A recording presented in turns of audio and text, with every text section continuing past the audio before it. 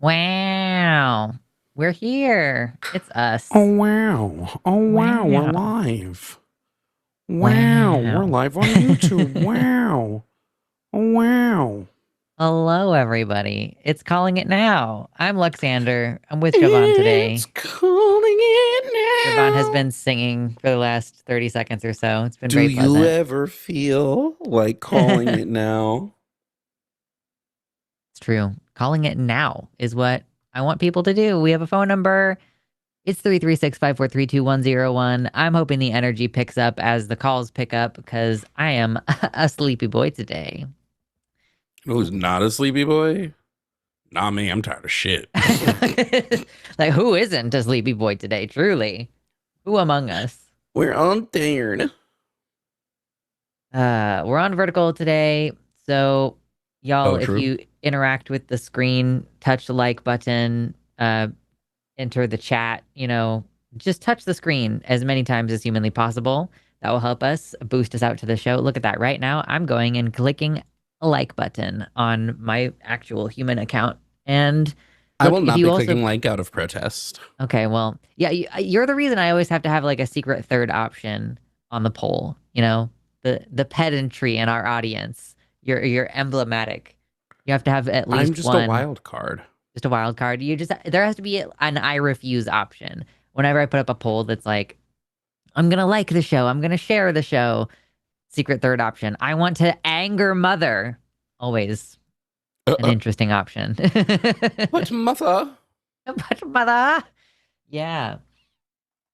So, yeah, Lena is also a sleepy girl today. And yeah, so we're here for about 3 hours, y'all. We're specifically here to talk to MAGA. MAGA, come debate leftists. That's the title. Come on and debate us. I'm a transgender, and Jovan is a person of color, and we both are leftists politically, and we have lots of knowledge and interest in debating some folks on some topics related to MAGA, or I'm interested in flexing some of my abortion arguments. Listen, we need you to hit like, get us boosted out in the algorithm, get some people calling us. We got Oh, the audience oh. from, was it Promise and Matt earlier? How was the Promise and Matt show? Tell me in the chat, and I may or may not be paying attention to what's going on over there. You were muted on my stream, Oh, rip in and pieces. You've just been sitting there silently. yeah. Nice. That's pleasant. Hello, the baddies. But also, I accidentally went live on Twitch, and so a bunch of people are now worried they're going to lose their Twitch streaks Wait, how did they lose? I don't understand how anything because works on I Twitch. accidentally went live on Twitch. So I clicked off of it. So Mm. people like to have watch streaks. Oh, And okay. There's streaks. I, oops, I misheard. Okay. if I killed your streak, my bad. Rip, rip, rip, rip. Um, yeah. So anyway, for those who couldn't hear, I was just saying this is a debate show and we're here to do debates. Three three six This five is four three two debates one that zero never one. end. It is. It just goes on and on, my friends. It's every day of the week. It does kind of feel interminable at a certain point. Like, we're here. I've been on Calling It Now more this month than I have possibly ever been. Just adding in the Sunday shows. So, oh yeah, I need to tell my Discord because most of the time I do my stream on Sundays at the same time slot. And instead I am doing this. So I want my people to know and get my, 70-ish people Well, who this is hang out in better my anyway. chat. No, I mean, better is like it's relative, right? Is it more entertaining over here? Possibly. But do I prefer the chill vibes of my stream? Sometimes. It's like I'm Well, sleepy boy then. today. Uh, on with Jovan on calling it now. Calling it now. We're calling it now. If you don't want this to turn into the singing hour, We're not we're calling it later. not calling it later. That's true. I'm We're later calling is it after right dark. now. Oh, And on true. After Dark, I'm going to be producing. So you know what? You can just keep this train going. If you were here earlier for Matt and Promise, now we're here for Jovan and Luxander, and then we're gonna do, I think it's Forrest and Seth Andrews later tonight, which is always a fun combo. And I'll be hanging out in the chat, It so you sounded like you can. said a fun cucka combo. Oh, I said I was doing like combo breaker, Yeah, but I but it didn't add in made an it sound FC. like Forrest is a cuck. Cuck. And Forrest And is I a low cuck. That's key, I true. like that a bit better, you know? Just like ruthlessly make fun of Forrest in a venue where he cannot defend himself and will never know the rude things that we're saying about him, probably. I just want him to know that sometimes I think he acts a little cuckish. Just a little Nothing bit. wrong with that. A little.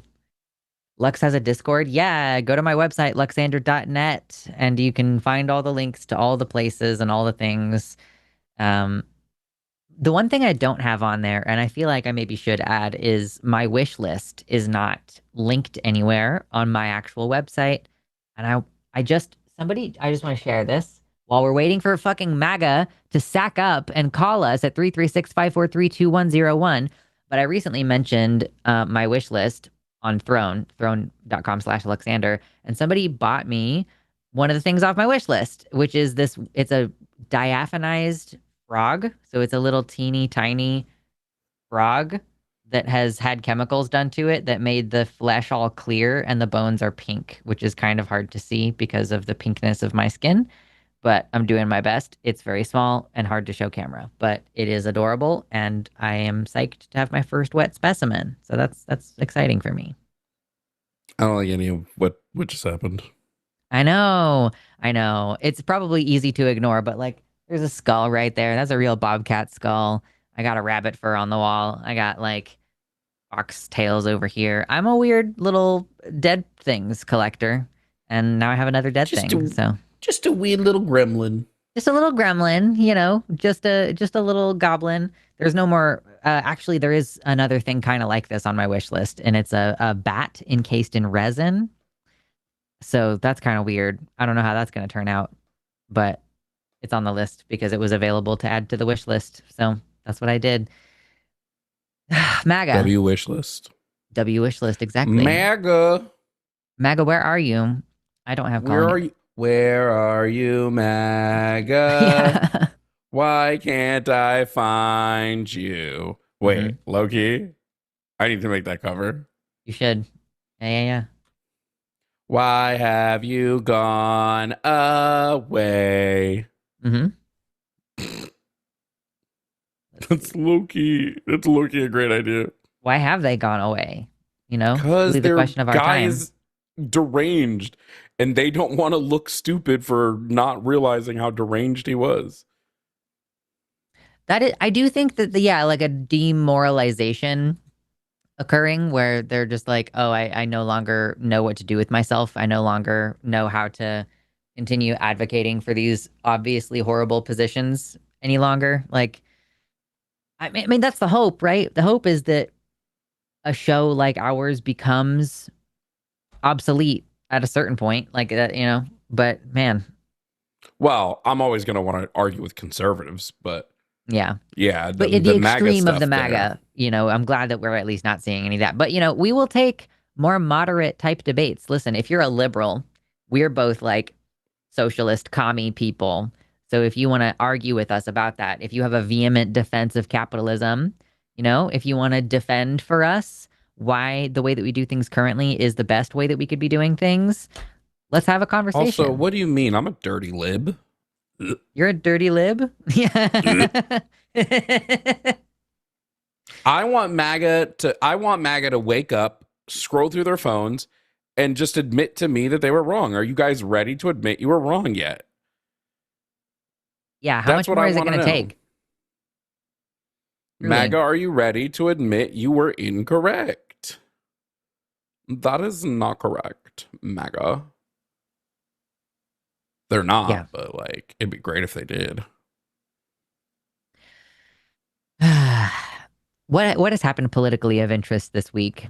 Because I haven't been paying attention. Is there even anything? Oh, weren't there like shots fired outside the White House again Yeah, yesterday? I haven't researched it yet. I don't know like specifically what was going on with all that, and I don't want to. I haven't talked about it You because wouldn't I've want to talk out of not. turn. Yeah. Yeah, I legitimately have looked nothing into it. I just have not cared enough I if that was makes kind of sense. surprised though that there was a previous shooting outside the White House not too long ago that I just missed in the news cycle, but it was kind of bundled I mean, in with how outside are we talking about? Like sure.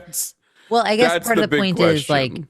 that they militarized DC, right? Like there is still a pretty heavily like a pretty heavy presence there from what I understand. So it's like while they're deploying all of these boots on the ground, all of this shit is still happening. So it's like Mm. I don't know. It just makes it seem weird. Like what like You where? notice From we whence? you More than a notice block away from we the White just House is stopped check. talking about it too. About which part? Each Um, attempted assassination just kind of goes away in the essentially, news yeah. cycle pretty soon afterwards. Yeah. But we also the militarization of DC. We don't talk about that anymore. Yeah, that's true. And we're not really talking so much about Minneapolis either. And from what I understand on the ground, it's still pretty shit there. Um, yeah, I think probably the algorithms. I know that on websites like TikTok, there is a lot of kind of control of, what gets said and like lives are sniped, you know, pretty Hardcore. easily. Yeah, yeah, yeah. So I don't So use that damn app no more. yeah, yeah, I never really got into it, thankfully. So yeah, it does seem as though there is some kind of algorithmic tampering, or it must be, because I know that there are people still talking about that stuff and we just don't see it anymore. It feels too like you have to be on all of the different social media websites in order to know what's going on because they all like they deploy things at different times or they make different types of tweaks at different times. So you might get more accurate like I think I was seeing stuff about Minneapolis on Threads after I had kind of stopped seeing it on other websites like Facebook, for example. Instagram will just straight up, like just low key, will be like, oh yeah, we blocked your account from being visible to other accounts because you post political content. Okay, cool. Love that. All right. Sorry. And it's like, yo, you're scum. Yeah, that's kind of crazy. And oh, all the right wingers, they want to cry about fucking free speech. Like Free conservatives have the speech. most privileged speech on all these private platforms. Because Free I don't know what the deal is. speech. Why are they? I mean, I don't have to guess why. Like I was gonna be like, why are they not cracking down on the Republicans saying the same type of shit or explicitly violent type rhetoric toward like eliminating other groups of people versus coming after the leftists? And it's like, yeah, the answer is because the Republican view serves the status quo that serves the Yep. interests of of the corporations that Free control our speech. algorithms. Free speech. It's Yeah. so we're just in such a we're in that we're getting close to the end times here. B. Yeah, it's gonna be fun. I just had like a surge of momentum internally where I'm like, oh, I want to like get out there and get involved and like make some friends. And I was like Googling around, like, ooh, what's the local DSA chapter?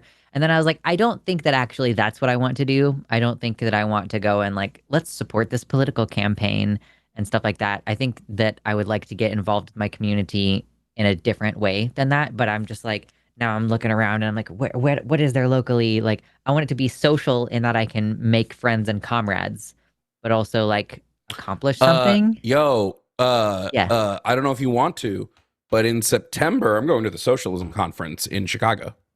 And Ooh. it is exactly what you just said you wanted. Okay, cool. I am not going to go to Chicago this year, Oh, unfortunately. well, It's like we might be planning another trip back to Kansas in around September, but I just did the road trip from Oregon to Kansas and back, and boy, it took a lot of energy out of me. And if I go anywhere, it's gonna have to be this is gonna have to be well planned for because it was exhausting and expensive. Hotels are expensive, dude. I mean, not as expensive as an Airbnb. That's fair. That is fair. I haven't ever tried to stay at an Airbnb. I can see some ways in which it would be desirable for like I see the types of people who I see doing Airbnbs the most are like trans people recovering from surgery. So if you want to stay somewhere for a week between, your post-op appointments or whatever, um, but otherwise I just don't see much of a point to Airbnb. Just never really understood. What do we think about this call that we've got waiting right now? I think it's the funniest shit I've ever seen in my life. Okay. Interesting. Okay, yeah. I don't know Do you wanna? what kind of stupid point that's trying to be made. If you want to take it, go ahead. I I'm, don't know. or, I mean, it could make for a funny clip. That's true. It could be a very funny clip. And we've got a couple other people in the queue, so thank you all. We appreciate your calls. Please be patient with our call screener as she gets through. Um, I might have to tech. I think the rule is the same for this person, the person that she has in the queue right now. I think there's a rule for them.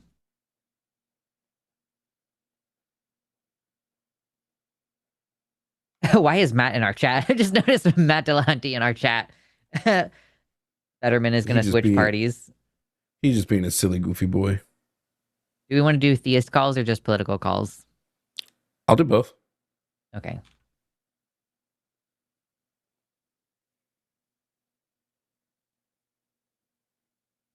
Okay.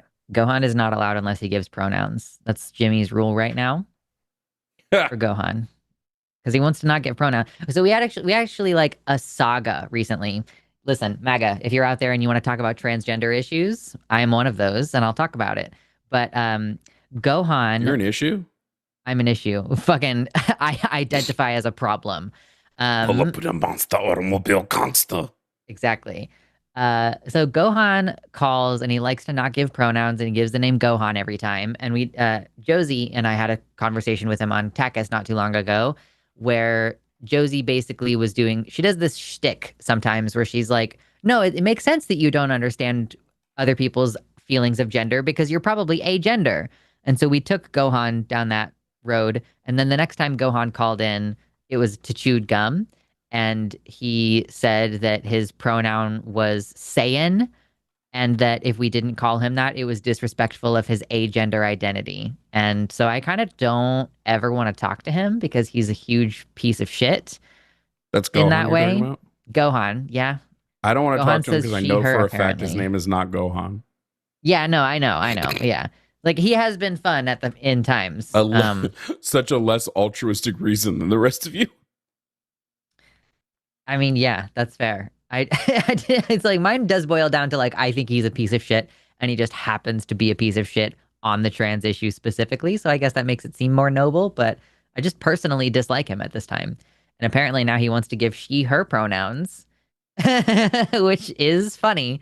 Um, yeah, I mean, Technically follow the rules. do you want me to let him through, or do you want me to just say no for I today? I mean, what does he want to talk about? That's when I'll determine. But I think he I wants to mean, talk about theism. are we gonna talk to this first caller or no? Yeah. We can. Probably not for Okay. super long, but just while things are settling. I want to hear their reasoning. Okay. Well, I mean, you can Oh, do the am I thing. doing super host duty or are you doing You can, super host duty? I want you to do it. I'm tired and I Oh, have to do okay. more Okay. work after this. That's why we've been confused. I've been sitting here like, why isn't Lux bringing the call up? No, if I'm doing super host duty, that's fine. All right. Coming up then is Daenerys. I don't know how to pronounce that name. They'll have to tell us when they get up here. Calling from Pennsylvania to talk about reparations. Daenerys, they, them pronouns. 33. Daenerys, you're on the line with Jovan and Lux. How are you? Good. Hello, Jovan, Lux. How are you guys doing? We're chilling. What was it that you were calling to talk about specifically? Good. Well, I heard California is about to roll out reparations. And I believe if my memory serves me correctly, that you're a big supporter of reparations. Is that true, or am I? You clearly have never watched me before, ever. I never watched what? I said you've clearly never watched my shows. I don't talk about reparations like ever. Okay. Well, I just wanted to hear your opinion. Maybe I'm wrong. I'm wrong a lot, but says there were approximately 400,000 enslaved African Americans forcibly brought to mainland North America, but between 1 million and 1.25 million white Europeans were captured and enslaved by Barbary pirates in Africa in the 16th and 18th century. So if African Americans get reparations, shouldn't white Europeans too, since there were twice as many This as is about the enslaved dumbest thing I've Africans? ever heard in my life. How's it dumb? Why would America give reparations to another country, to another country's people? Because there were, That's what I if thought. we're basing it off of slavery, you know, there were twice as many white Europeans enslaved. The only difference was Africans kidnapped and sold their own people. Wait. I think you might be like slightly. God, I don't want to be disrespectful, but you might be slightly stupid. Why would America pay reparations for something that like, first of all, Africa is a continent. So like, I don't know how Africa, the continent, is going to pay reparations. You'd have to pick a specific country in Africa. But why would America pay reparations for something a country in Africa did? Well, yeah, it's not just America that should be paying reparations, but I believe in equality. So I'm just saying, you know, if I think you don't believe in inequality at all. There were more Africans enslaved in Africa than there were white Europeans. So why wouldn't the Africans get the reparations? No, there weren't. There were twice as many white Europeans enslaved. Yes, no, there were not. You can. It's a there were quick not. lookup. You can say that, but it doesn't make it true. Approximately 388,000. Approximately 400,000 enslaved Africans were brought to mainland North America, most to South America. Between 1 million and 1500s here, let me give the actual numbers, because I guess you just want to be kind of stupid today. Between the 1500s and the 1800s, there were 1 to 1.25 million European slaves in Africa. Between the 1500s and the 1800s, there was 12.8 million African slaves in Africa. So, like, please be quiet. Please shut up. This is so dumb. Yeah, in Africa, yes, because why would I be? Because in America, guess how many European slaves there were in America? Take a guess. Guess the number. But why should America have to pay reparations if there were 12 million slaves in Africa? Guess the number. Guess the number. Don't personally assault. Guess the number. Please don't. Guess the number. I want you to guess the number. Insult me. On God, please guess the number. It would be so funny. Please guess the number. On God. The majority of white Europeans were enslaved by African please guess countries. the number. On God, guess the number. I would love for you to guess the number. It's all I want. I'm not. I would love it. Please speak. I would love. No. I just want you to guess the number. I never said that white Europeans were enslaved in America. They were enslaved. Then why would America pay reparations? I never said America should. I said if America. What are we talking about? African Americans. This is so stupid. You know why? Do you want to know why I insulted you specifically? It's because you insulted my intelligence with this absolute lunacy of a topic. That's why. Yeah, you're just gaslighting me now. But most of them went to countries like Algeria, Libya. Define gaslighting. Stop. Define Chad. Gaslighting. Give me a definition for it. This is just silly. Can you do it? What? Can you define gaslighting for me? Can you do it? Is that possible? Do you have the ability? Are you gaslighting me? Do you have the ability? It's psychological manipulation. Do you have the ability? Manipulation. It's That's not a definition. If you ask me a question, you're not. Shut up. Fucking stupid. You're muted. That beep you heard was me muting you. God damn. First call of the day is just some absolute lunacy. My God. Like, I don't care if Africa as a group decides that they're gonna pay reparations to white people. That might make sense. I don't know, maybe the reparations should be to Africa, the country that white Europeans absolutely decimated and destroyed.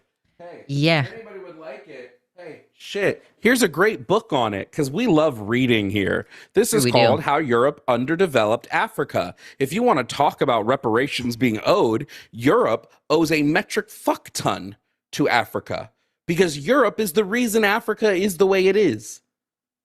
Fun fact, I have research.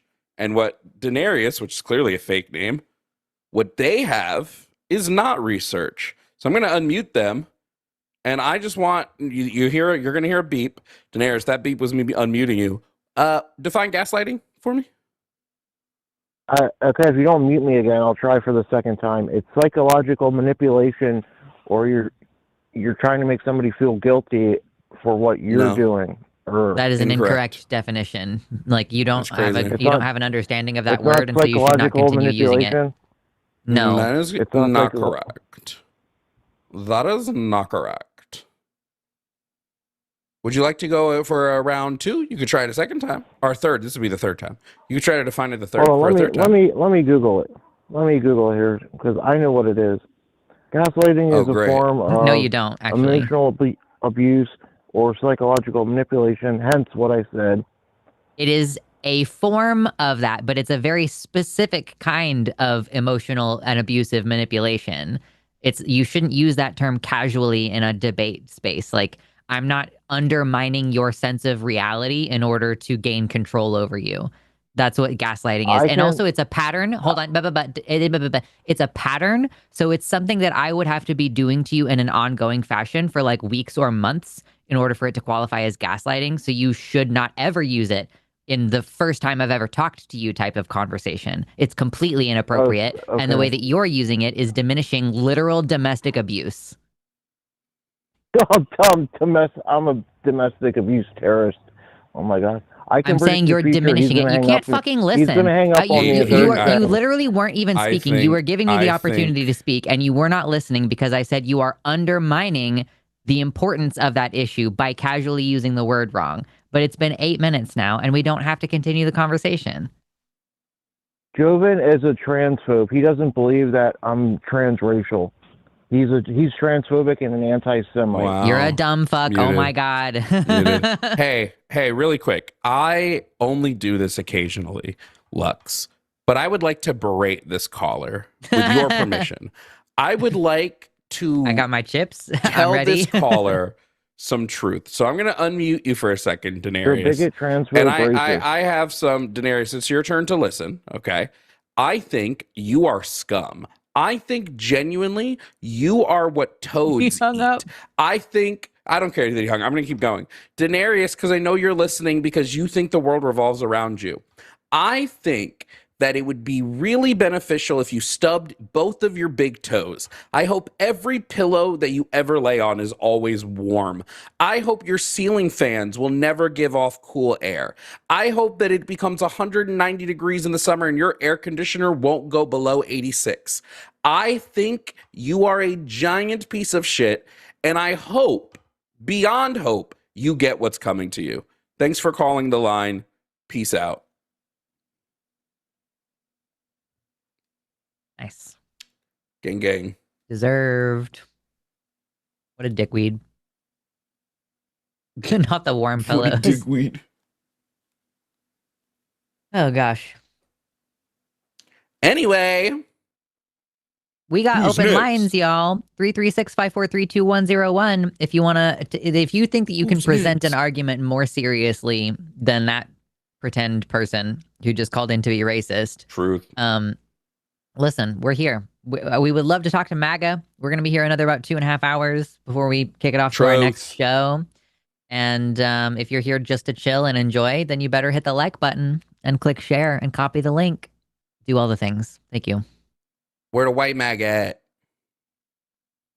Exactly. That's what we're here for.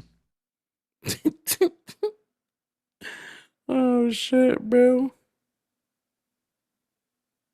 They use that soundbite in White Chicks, which is a movie that I watched recently. Like, the original soundbite is from Blazing Saddles, and they used it in White Chicks.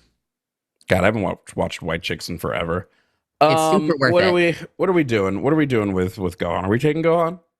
I'm going to say Gohan. All right.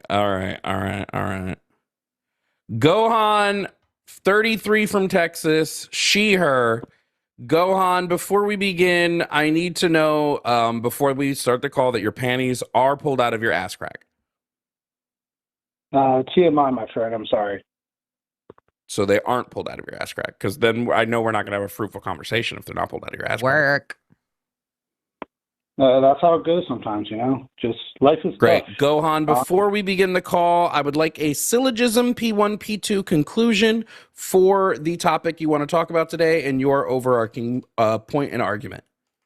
You may go. Mine, I wouldn't say mine is more of a argument. It's so I wouldn't give a P1, P2. I wouldn't give a syllogism. I'm sorry. Well, then how am I going to debate you if you don't have an argument? Seems kind of weird. Because this is not a debate about evidence for X. This is assuming X is true, and then we are discussing like the. Why on earth would I theology. assume X is true? Because from a lot of times what I hear from atheists, you guys kind of bring up the idea of heaven and hell as a reason to not worship a God. Like, even if God exists, you wouldn't worship him because of hell. Sure, I'll give a P1. I'll give a One? wait. I'll give a P1. Wait. I'll actually give a P1, P2 conclusion on that. P1. Okay. In order for there to be no suffering in heaven, you must have your mind wiped. P2. God wipes. Or P2. Wiping someone's mind and changing who they are akin to removal of free will. Conclusion: heaven is bad because it removes your free will. Okay. I'm still going to kind of go ahead down with my what I called in for, if that's okay. Well, you'd said you didn't have a syllogism, so you wanted to talk about what atheists believe about heaven and hell. This is what we believe about heaven and hell. Heaven is a monstrous place where your free will is wiped. Yeah, that might be kind of what you believe on heaven and hell, and then I want to kind of say what the actual Christian stance on heaven and hell is. Did he not call in to talk to us? Yeah, Wouldn't I don't that really mean know. you want to hear what we believe on the topic? Well, Maybe I I'm want you confused. guys to change. I want you to change my mind. I'm not trying to change yours. Gohan, we know that's not going to happen. You are incapable of logic. You've called into the line dozens of times. Also, like, What- I don't even like- know. I don't even know what your grounding is for hell, because I'm pretty sure that hell, like, mostly is not well sourced in the Bible. So it's like, from whence are we getting any of our information to be able to judge whether it's true? The The maps you Bible- have No, is like Matthew, where in the sheep and the goats, where Jesus says it's like a fiery place for the devil and his angels. I appreciate I that. feel like- Lux. And I feel like we've elaborated a lot on that in pop culture. I want to kind of say my idea of heaven and hell. And I think this is the standard Christian view. So if what I'm representing is something you can attack, I'd really appreciate it. But my understanding. Before we do that, let me just ask you a couple basic questions. It'll be easier for me to understand what you believe it is by just asking questions about it. Do you believe heaven is a physical place? Yes. Okay. Do you believe people go to heaven and that they spend eternity in heaven with God? Yes. Great. Is there any suffering in heaven? I'm not sure. You're not. The Bible says there isn't, but you're unsure about that. Yeah, I'm not sure. Okay, so you would disagree. You would disagree with the Bible, or you just don't. You just don't know if the Bible is accurate on this. Yeah, I would kind of like to give my argument, but oh, you I are think going I to give an answered your argument. question. Okay, P1, P2 conclusion. Great. If you want to give an argument, P1, Okay, P2 conclusion. all right. So let me rephrase that. Not my argument. You said you didn't have that. Oh my God. Okay, just give your stance. Okay. So my stance is not that heaven and hell is somewhere you are rewarded or thrown into. Heaven and hell is always a choice. No one is sent to hell. Whoever goes to hell is going there on their own free will. Many people like C.S. Lewis have said the gates of hell are locked from the inside, meaning it's not God sending you there. It's your own choice to go there. Not because you choose to go to hell, but because you choose to reject God. That's silly. Have you ever seen Matilda? That's fine. Yeah, plenty of times. Yeah. So when kids were bad, when they ended up in the chokey, was that their choice to go to the chokey? No, that was the Trunchables. Great. Thank you. So it's God's choice to send us to hell. Thank you so much. So you're saying that the Christians kind of try to view hell the same as the Choki? That's your argument? I'm saying, no, I'm saying exactly what I just said. If God created this place and created the rules in which sends us to this place, when we do bad, he still sends us there, whether we did the choice to go there or not. Just like how you're saying the Trunchbull sends the kids to the Choki. It is not just they send themselves there. They know that if they act out, they're going to go to the Choki. They know what the punishment is. Yet when they do the stuff, they do it of their own free volition anyway. And they still go to the Choki. There are no rules that send you to hell. Unlike there are rules, yes, there are. like if you up. No, there absolutely are. Actually, wait, whoa. Matthew 25, sheep and the goats, clearly labels out rules that will send you to hell. So what I'm trying to say is, based off of this idea. I'm sorry. Can you admit you were wrong for a second? You are Christian. You do follow the Bible. Matthew 25 is a direct quote from Jesus, who gives direct rules that will send you to hell. Do you admit this? So I admit I've been wrong in the past, correct? I don't think I'm wrong on this, unless you're saying C.S. Lewis is also wrong. Great. I'll read it. Yes, C.S. Lewis is 100% wrong. He's not a Bible scholar. So he's an author. When the Son of Man comes in his glory and all the angels with him, he will sit on his glorious throne. All the nations will be gathered before him, and he will separate the people one from another as shepherd separates the sheep from the goats. He will put the sheep on his right and the goats on his left. Then the king will say, the king is Jesus, by the way, will say to those on his right, come you who are blessed by my Father, take your inheritance, the kingdom prepared for you since the creation of the world. This is heaven. For I was hungry and you gave me something to eat. I was thirsty and you gave me something to drink. I was a stranger and you invited me in. I needed clothes and you clothed me. I was sick and you looked after me. I was in prison, you came to visit me. Then the righteous will answer him, Lord, when did we see you hungry and feed you, or thirsty and give you something to drink? When did we see you a stranger and invite you in, or needing clothes and to clothe you? And when did we see you sick or in prison and go to visit you? The king will reply, truly I tell you, whatever you did for one of the least of these brothers and sisters of mine, you did for me. So he's laying out the rules to get into heaven. And those rules are feed the hungry, give water to the thirsty, clothe the poor, look after the sick, and visit those in prison, and invite strangers into your land and home. He then says to those on his left, depart from me, you who are cursed, into the fire prepared for the devil and his angels. He's literally saying, you on the left, you're going to hell. And then he says for, which in the the language for means because I was hungry and you gave me nothing to eat. I was thirsty and you gave me nothing to drink. I was a stranger and you did not invite me in. I needed clothes and you did not clothe me. I was sick and in prison and you did not look after me. They also will answer, Lord, when did we see you do any of this? When did we do this? And he will reply, truly I tell you, whatever you did to the least of thee, you did unto me. So he literally says, hey, you're going to hell because you did not feed the poor, give water to the thirsty, invite in the strangers, clothe the unclothed, and heal the sick, or visit the sick and the people in prison, look after them. So yes, there are direct rules in the Bible that very cleanly tell you how to get into heaven and how to get into hell. Okay, so if I could respond to that really quick. I don't entirely want to get into a theological debate, but if you want to, we can. But if you are trying to pause, Gohan. I have to talk to Lux for a second. I have to talk to Lux for a second. Hey, Lux, if I called into a debate show and I wanted to talk about heaven and hell, what type of debate would that be? What type of debate? Would that be a theological debate, possibly? I think maybe it borders on being a theological debate. Yeah. Okay. Maybe I must have got my wires crossed, Gohan, because you said you wanted to talk about heaven and hell, which would inherently be a theological debate. But maybe I'm the crazy one today. Yeah, I might know a mechanic that can get your wires uncrossed for you. But if you want to have the theological debate on like who's right between you or C.S. Lewis and the theology of Christianity, we can go down that route. But can you describe C.S. Lewis? Like, can you describe what your actual scholar. intentions were? If you didn't imagine this conversation going down that line, what did you intend to happen?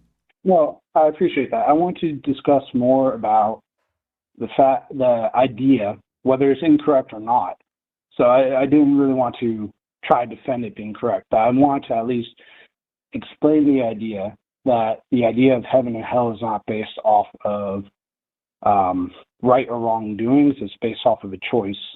And whoever rejects The Jesus, choice to do what?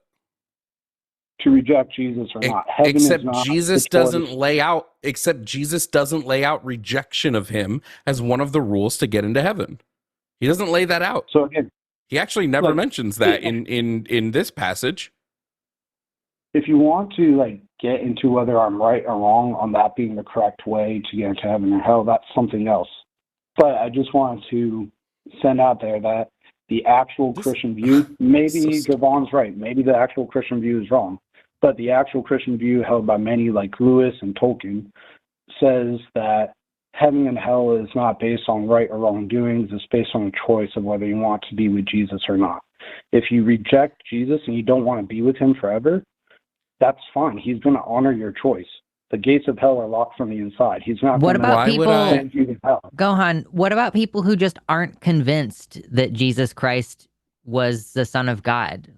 So am I making a choice to go to hell because I have a brain that like has a certain threshold of evidence? Like, so if God doesn't present evidence to me, I'm like, I just don't have a reason to believe that he's real or that Jesus is his son or that he died for my sins. Like, I don't really feel like I'm compelled to believe those things based on what I've been presented. So am I making a choice?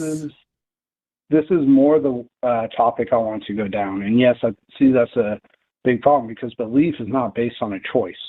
Like, I don't get to believe that 2 + 2 = 4. It just does, and I either believe it or not. But it's not because I choose it. Same with belief that Jesus is God. You believe it based off of evidence, or maybe the evidence shows you, hey, this is not true. But I don't think you guys are choosing not to believe. That means it's a choice. Because of the evidence that's been brought towards you, you don't think it's sufficient, therefore you don't believe. But I'm not. But I don't. But that means that I don't have a relationship with Jesus. Does that mean I'm choosing to go to hell? Lux, are we going to ignore that he just said belief is not a choice and then described a choice? Yeah, I don't know. Golly.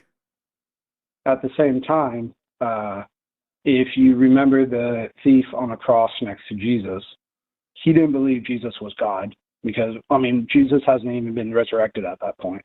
Even the disciples had no idea what this was about. So after Jesus was resurrected, the disciples kind of knew. Yet, the thief on the cross didn't, and he died and still went to heaven. So yes, I think you can go to heaven as long as you want to be in a relationship with Jesus, which is what the thief on the cross wanted. Even though he didn't believe he was God, so dumb. But he at least had enough trust in him to follow him down the path. And when he died, he would have known, hey, this is God. And but yes, I don't want to because I don't know that guy. There's not like a presence he has in my life. There's not enough historical information for me to be like, yeah, that dude was cool and I would want to hang out with him for eternity. So like, again, we're talking about God not presenting enough evidence for me to care. And so therefore, am I making a choice to go to hell because I'm like, I don't believe in this dude. Like, I don't want to hang out with Jesus because I don't think that he's real because God hasn't shown himself to me. So it just sounds silly. Question. Like, if we don't teach a child about heaven, do they go to purgatory? Like, if we don't teach them about any of this stuff? I think that's a very good question. I think that's a fair question. And I think the thief on the cross is an important lesson where we see somebody die who did not believe Jesus was God. And then Jesus told him, today you'll be in paradise, which means that man made it to heaven. So we have a biblical example of a man dying, not believing Jesus was God, and yet still being able to go to heaven. So but I don't have that. I don't have that. That's like what I would want is like, okay, there's a dude and he can talk to me and tell me about it, but I don't get the benefit of that. So how do I go to heaven in this dichotomy that you've created?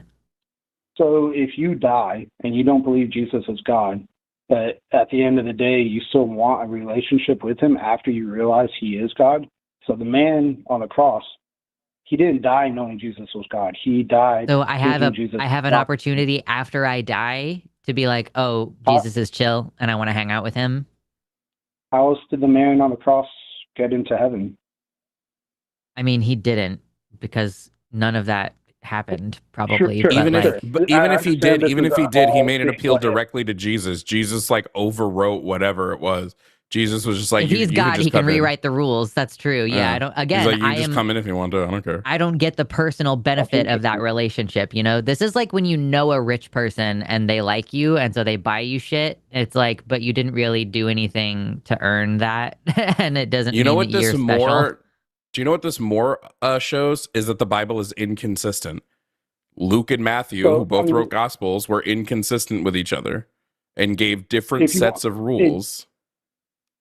we could assume for the sake of argument it is inconsistent. Let's just assume it is. But that still leaves Yeah, so how do I know which one to classic. believe? This is not to try to convince you guys to become Christian. This is to try to I'm not convince saying it me to is. change my mind. No, I want to know which one I believe. Who do What? I believe? I don't want to change your mind, Gohan. I don't care. Who do I believe? Yeah, Do I believe I do. Matthew or do I believe Luke? No, I do appreciate this, and you guys have been great. I'm sorry to cut out. I do have to get going. Goodbye, Gohan. I just hung. Goodbye. I just.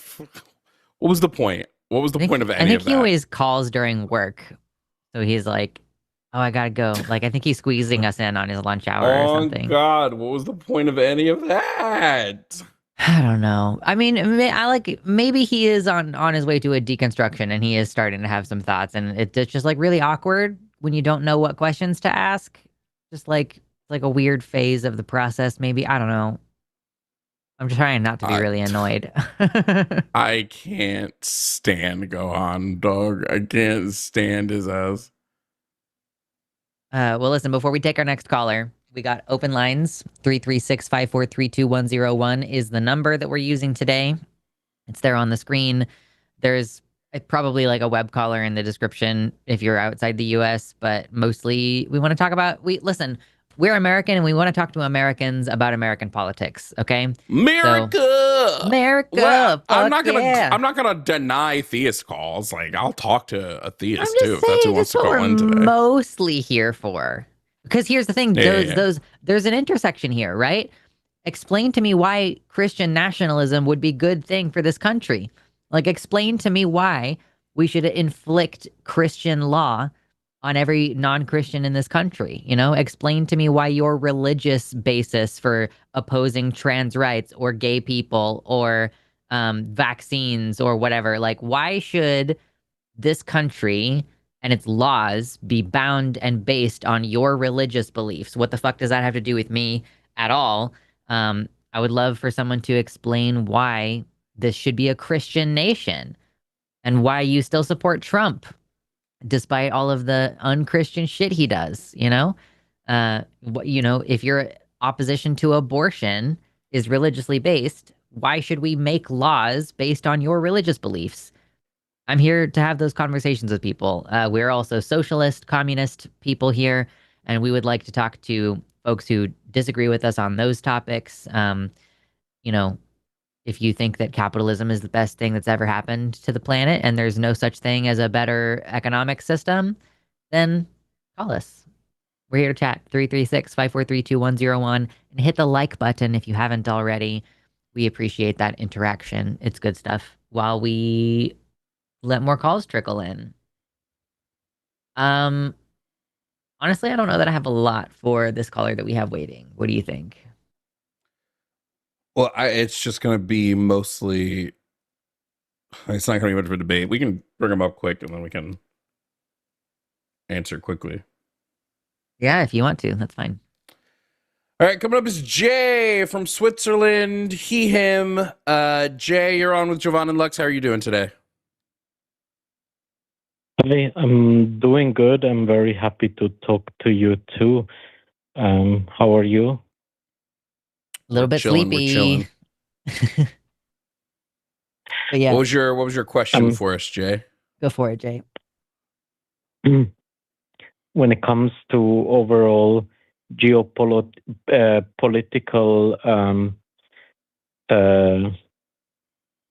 sentiment, I'm sorry about my English. I'm trying my best, really. No Your English worries. is better than any other second language that I could possibly learn, so you're good. I'm trying my best. I feel like that America is trying to position itself as the savior of the world, but I feel like the more I read and the more I get to know in the news, I am actually more sympathizing with the Chinese system. I'm not sure if you are understanding my W. position, but they are actually just doing what is good for the people, because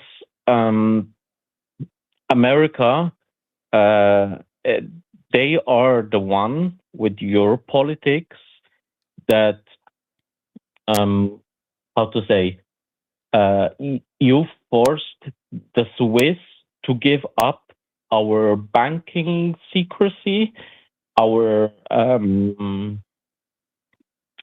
to disclose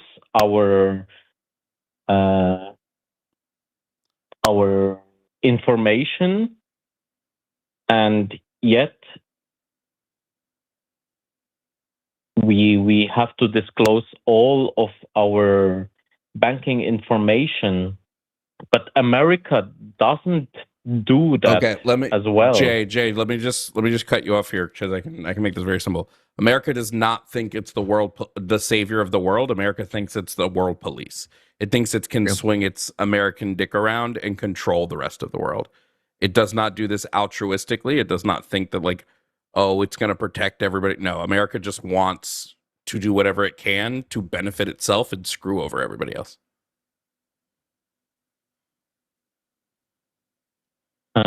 Sorry, what do you mean by that? What do you want to explain? I don't know how to explain that any No, clearer. no, Maybe sorry, Lux can I rephrase didn't it. understand what you mean. Maybe it's a language thing again. Sorry. I mean, I think It's just a what yeah. Go what he's ahead, Lux. saying is that like the United States government is malicious and will enforce its will on other countries at the expense of those countries' well-being and without really much regard for whether it's appropriate to do. I mean, it's overstep, right? To like inflict things on other sovereign nations, and we just think that we can, and so we will because we are the biggest dick in the room, basically. Does that feel Yes. like a good summarization of what you were trying to say? Yeah. Yeah, I feel like you summarize it well. Like, again, what you said with being malicious and being overpowering, especially your allies, right? We as European are your allies, and perhaps we as citizens from European feel that you are trying to put us down while pushing us to associate more with your actual enemies, for example, China, Russia, and so on. We are trying to reach for alternatives in energy politics or whatever, um, because of your politics of your president. We feel to be pushed towards more towards towards your actual enemies instead of collaborating with each other. I hope you understand what I Yeah, mean. that's because America. It's because America's an imperialist nation. We operate Yeah. off of imperialism. I don't know if it like helps contextualize this at all, but like Jay, for us here, mostly, like it just feels like our government doesn't care what the people do or say, and we don't really have free elections. Like we don't really have fair elections, and we haven't for a long time. It's like it creeps in slowly with stuff like gerrymandering and splitting up districts and rewriting districts, and who do we include in the population for how we distribute representatives, like, so a bunch of really tiny little mechanisms of our, supposedly democratic system have been exploited for such a long time that like lots of Americans are aware that our government is the bully on the global stage, but that we just know that there's not like a lot we can do about that. So, for me, I'm like focusing more locally. I'm like, oh, cool. There was this local election that happened. I'm able to vote for, changing things. I moved to a place where I would have more power in my vote and everything. So yeah, I mean, we're aware that like our country is the bullies and we are along for the ride just as much as everybody else is to an extent. Like obviously there are Americans who explicitly support Trump and all of the cozying up to Russia and all this stuff that he does. And I don't think that that represents a majority of us, and that tiny minority only won because of basically a bunch of tiny little instances of cheating that have accumulated to this place where they have the ability to control, like that a minority can control what is happening to the majority of Americans. So just, I don't know if that helps at all. Like we know that they're kind of evil, but it's like that doesn't represent what most Americans value and what we care about, Yeah. No, I think I understand. I also work with Americans. I have customers from all over the world, and I feel like the Americans are so nice as customers, especially. But what I don't get is the geopolitical aspect of it, because I feel like it's interfering with the lives of everyone. You are such a big country, and yet you somehow manage to affect everyone in all aspects. Yeah, it's pretty Because I the simple. don't know American if you experiment is understand what I evil. mean. Sorry? The American experiment is evil.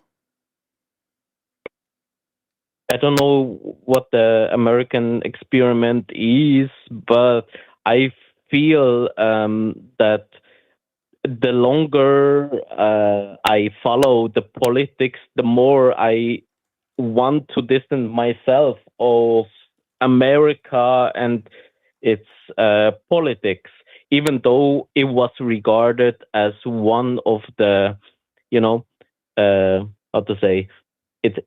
It is the call to freedom, the call for democracy, and I feel like the longer I watch the news and the politics, I want to distance myself from that.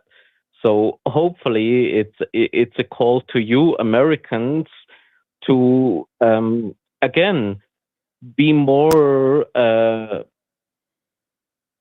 connected to your actual allies and not to Jay, distance yourself from the we allies. don't have the power over that. The U.S. government has the power on What do you that. mean? You're the oldest democracy in the world. But what right? what We're I'm not saying the is, government. yeah, our government doesn't represent what we want. So even if we want personally to have close relationships with our allies, like, I mean, yeah, we can over the internet, like I can make friends internationally and I can see that someone from, Iran or whatever, like is more similar to me than I am to my own politicians. But that's not like a systemic power type thing. And like, as I said, our government right now has been kind of captured in a way that it doesn't reflect what the majority of people want. So while I agree with you that the United States government, I mean, we should stop doing dumb fucking shit like alienating our allies and pissing off all of Europe. Like, I am annoyed that that is happening. And yet I can do nothing to control it. Like I want my country to stop sending billions of dollars worth of bombs to Israel. And literally nothing I ever do will ever make a difference about that. Personally, like, yeah, I could be part of a system that like we end up voting for a Democratic president, but that person is not going to stop our relationship with Israel. So it just kind of feels like unless the system entirely collapses, I can't personally affect that type of change. And so I also am feeling similarly, Jay, where I don't want to listen to or participate in American politics because I just feel like, yeah, powerless to deal with all of the evils that my nation perpetrates across the world. It's pretty shit. Like, we are an occupied nation. Like, our government is occupying our neighborhoods and terrorizing people and shooting people and tasing people to death in the street. And that just kind of is the situation. And that's why we don't rise up like the French do, because our police will just kill us.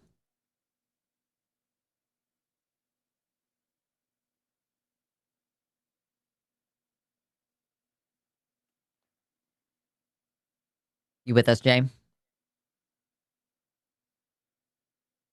If your phone screen went to sleep, then we won't be able to hear you. We were trying to keep this call quick anyway. So if we don't hear from Jay in a couple seconds, we should probably scooch along. But thank you for the call. We appreciate it. Okay. Well, we tried. We did our best. It's like we finally got some MAGA. We got some MAGA, and I burped. Sorry, it was gross. Let's take a look. Coming up next is Lee from Missouri. Lee is calling to tell us that MAGA's great. Let's find out. Lee, him from Missouri. You're on with Jovan and Lux. How are you doing today? Pretty good. How about yourself? We're chilling. Lee. Vibin'. You are MAGA. You support Donald Trump. You voted for him? Yeah, the crime rate's down. Didn't vote for him in 2016, but I did in 2020 and 2024. No regrets, man. Look at how many murders. What is the crime rate down by? Happening. The 20% violent crime rates, property crime rates, 18%. Since when? I mean, it's insane. Since when? Since 2025. The lowest levels that it's been since. That's incorrect. Yes, it is, since 1937. That's untrue. And not according to the FBI. Yes, according to the FBI, this would be incorrect. No, we saw the largest decrease in violent crime and murder since 1937. We wouldn't know what the decrease is since 2025 because the year's not over. So this would be wrong. Do you want to? No, they released that data for the previous year. 2025, we know. Are you talking? Wait. I'm sorry. Are you trying to tell me what it is? I'm sorry. Stop. Are you trying to tell me what it is from 2024 to 2025? Because we wouldn't know what 2025 is to now. From 2025, because the year's not over. From the year 2025, the preliminary data is all there. So are we just comparing like the first quarter? What are we comparing 2025 to 2026? Oh, they do this. They do this every year. The previous year, they've done this every year. Great. This is the biggest decrease in violent crime rate since 1937, homie. Jesus Christ! I feel like it's like talking to a brick wall. Great. Murder's down 18%, robbery's down 18%, assault's down 7%, and rape's down 7%. None of those are 20%. Incredible. How many lives have been saved thanks to Donald Trump deporting these trash criminals from our country? What did Trump wait. Do you think that's down because of immigrant crime? Oh, that's a huge component of it. You get the gang. He's busting up the gangs. They've gone into Chicago. They've gone into California. Okay, where's your evidence? Where's your evidence on the causality of that? Where's your evidence on the causality of that? That comes from immigrant crime.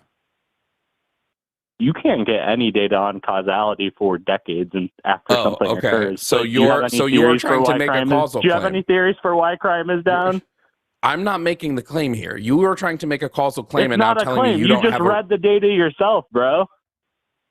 But what you're making a claim specifically that it's because of the immigration. Holy shit.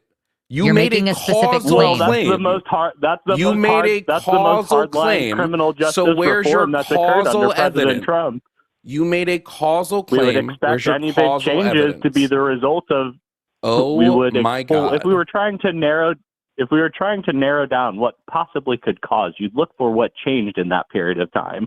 Is anything changed more dramatically than immigration policy? We don't just look at what Lee. Hold on, Lux. What's interesting is more people were deported. Why are you talking right now? Muted. Well, I don't know why you're talking right now. If I start talking, that's not an invitation for you to start talking, Lee. So you were muted. Now, if you want to say the cause is because Donald Trump has deported a bunch of immigrants, I'm going to reject this because Biden in 2024 had a higher rate of deportation than Trump did in 2025. I'm going to reject this because the predominant people Trump has been deporting don't have criminal records. The predominant 70% of people detained by ICE have no criminal records. So that would not relate to the violent crime going down. So I'm going to ask you again, and maybe you can provide it, to provide me with some type of evidence for the causality of your claim. Now I'll unmute. You're going to hear a beep. That beep was you being unmuted. Do you have causal evidence for the reason of your claim? Well, we know that the crime rates are down, so we would have to look at what changes in policy occurred that could have possibly impacted that, right? Can you think of any big changes in policy that occurred? We're not looking. I already addressed this. The way that this did works. you not listen? Well, I'm not that asking you're you. looking for what. I mean, I can't think Listen, of many Lee, more than am I the fucking deportation muted? of criminal immigrants. Because the thing is, He's we're not not looking. We're not looking for a possible link. I want a demonstrated causal link.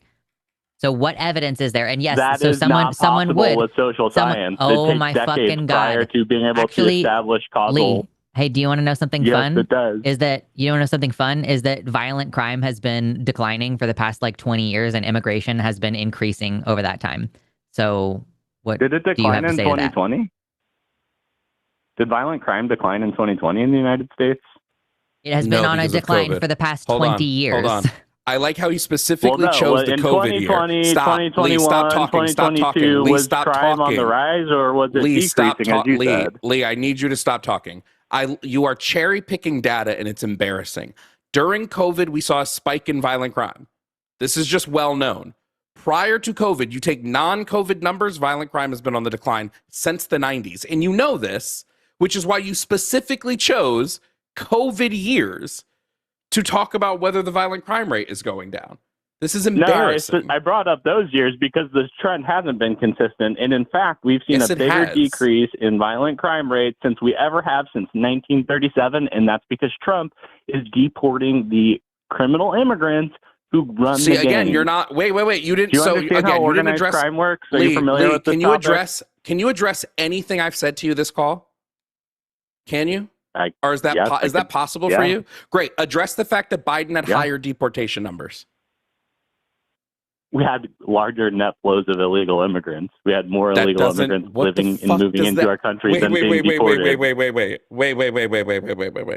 You're going here to tell me, well, the reason the crime rates dropped so significantly is Trump is deporting more people because there was this mass number of immigrants who needed to be deported. Stop. Lee, why are you talking? Why are you talking? Why are you talking? I'm going to give you one more chance here. You're muted again. I don't know why you're talking.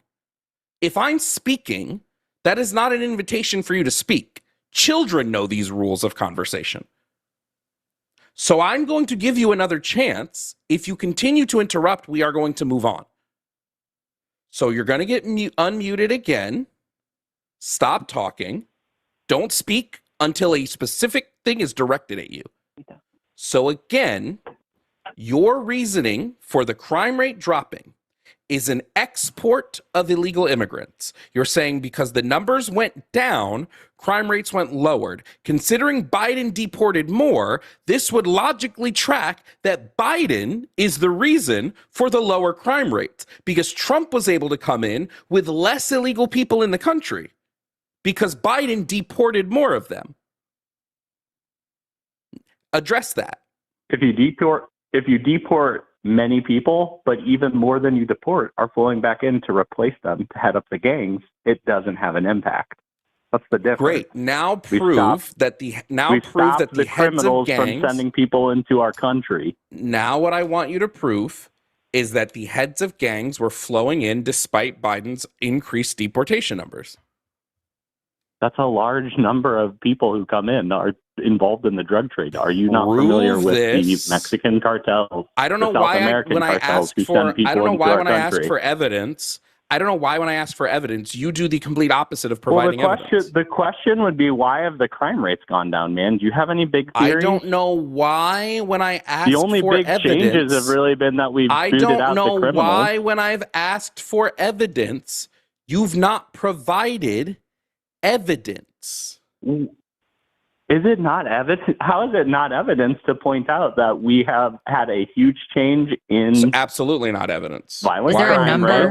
Right? Lee, is there a I'm number asking of you, like? why do you haven't even proposed any reason? You said, oh, it's because Biden deported You're people. the It one makes no making a fucking claim. sense, dude. You're the one I don't making the know if- claim. I'm not Can you claiming let us that crime interpret the rates are claim? down. That's I don't know if you understand. Violent Oh my crime God, you're rates an are idiot. down.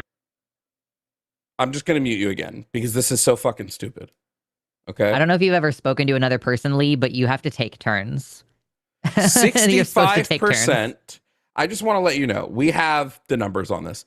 65% of people deported since January of 2025 have no criminal record. So Trump is not mass deporting criminals. So this claim that he's mass deporting all these violent people is factually incorrect. It's just false. It's just untrue.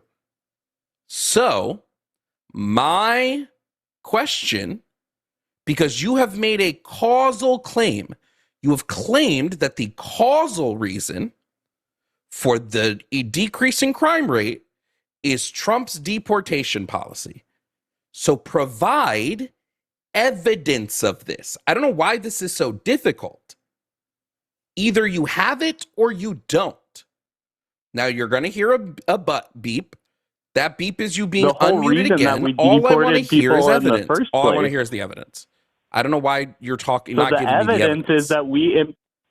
The evidence is that we implemented a policy deliberately to break up gangs and deport the people who were running them. Then we did that, and now crime rates are down. We were doing that under Biden. No, we had more coming in than we're getting booted out, buddy. How many What's the people? number? We had way more coming in than getting really booted out. What's the number? Where did you get the number, Lee? No, he doesn't Where know. did you get the He's just number? making shit up. He's just making shit up. He doesn't know. I'm not going to Google things for you. These are well-established facts. You guys are ignorant. If you are making a claim, sorry, you're muted again. I don't know if you know how this works, Lee. If you are making a claim in a debate, the burden of proof to prove the claim is you. It's not me. It's not Lux. I will not do your homework for you. So either you prove your claim or we move on and we hope the next caller has some semblance of proof for the shit they're saying. So when I unmute you, the only thing I want to hear is for you to present us with some type of evidence, preferably, if you're now making a causal claim, some type of linking here, okay, that shows that Trump's deportation policy is the reason for the lower crime rates. So you're unmuted. The beep you hear will you be you unmuted. Present the claim. Present the evidence for the causal claim that you've made.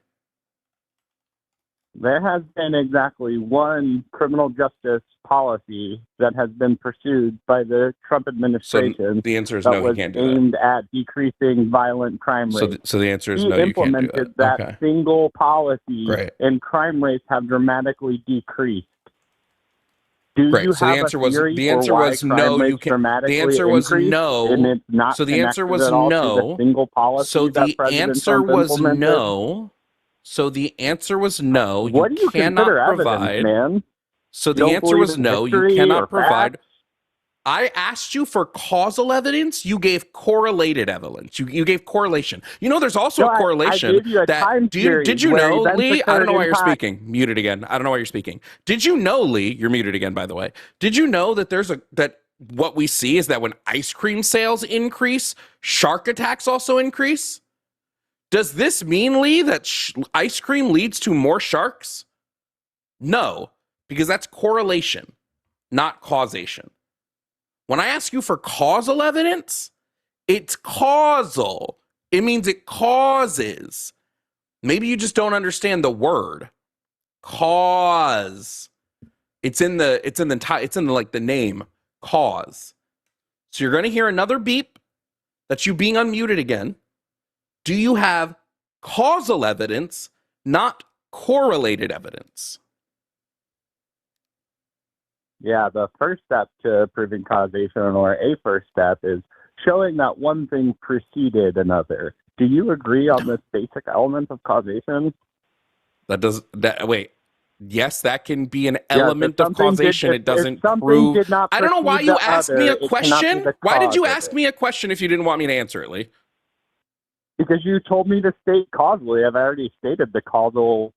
You did not state the causal. You did not. Hey, Lee, how come violent crime also dropped? Hey, Lee, how come? Hey, Lee, muted. Lee, how come violent crime also decreased in sanctuary cities that ignored Trump's deportation orders?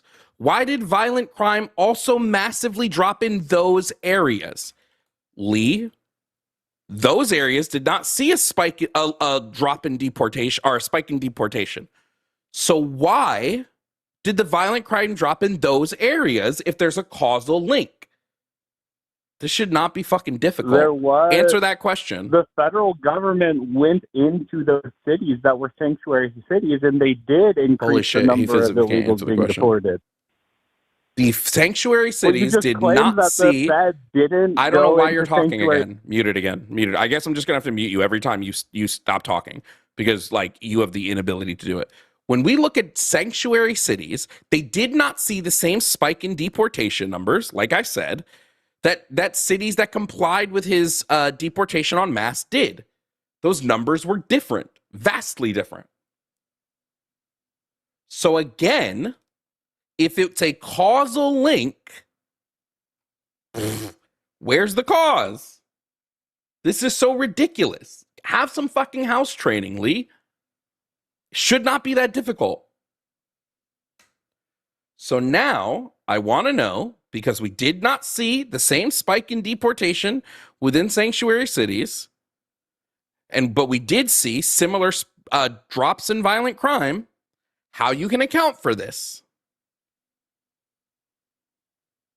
We saw a bigger spike in deportation in sanctuary cities, because prior to the Trump administration, the regular non-sanctuary cities were still deporting people and sending people to ICE. Holy shit. The big difference under per Trump capita, was that we did not he see went into the sanctuary cities and actually booted out the criminals that they kept living on the streets. This is incorrect. Okay, and the causal claim, you understand, is that Trump didn't implement any other major criminal justice policies. That's not a causal claim. Impacted violent crime rates. That's not a causal claim. He implemented one. That's not how causation works. So let's go through how does causation work? Because we've shown that it preceded it, and I know that just because something preceding it doesn't make it a cause. Okay, so great. So then throw this out. You know that's the case. You know that something preceding it does not cause it. This is so stupid. You can't give one element. You go, this one thing. This is one element. This is one element to provide causation. And so because of this, we're going to claim. Yeah. My claim is going to be the. Oh my God. Goodbye. I'm moving on. Lux, are you good to move on? I'm not doing this again. Goodbye. What the fucking shit, dude? You just had no interest in a dialogue. He really just came up here to spew his beliefs and not try to have a dialogue at all. He just was using us as a platform for preaching, whatever. I don't know. I don't know if that's what you would call what he was doing exactly, but it was pretty fucking annoying. Like, what the fuck?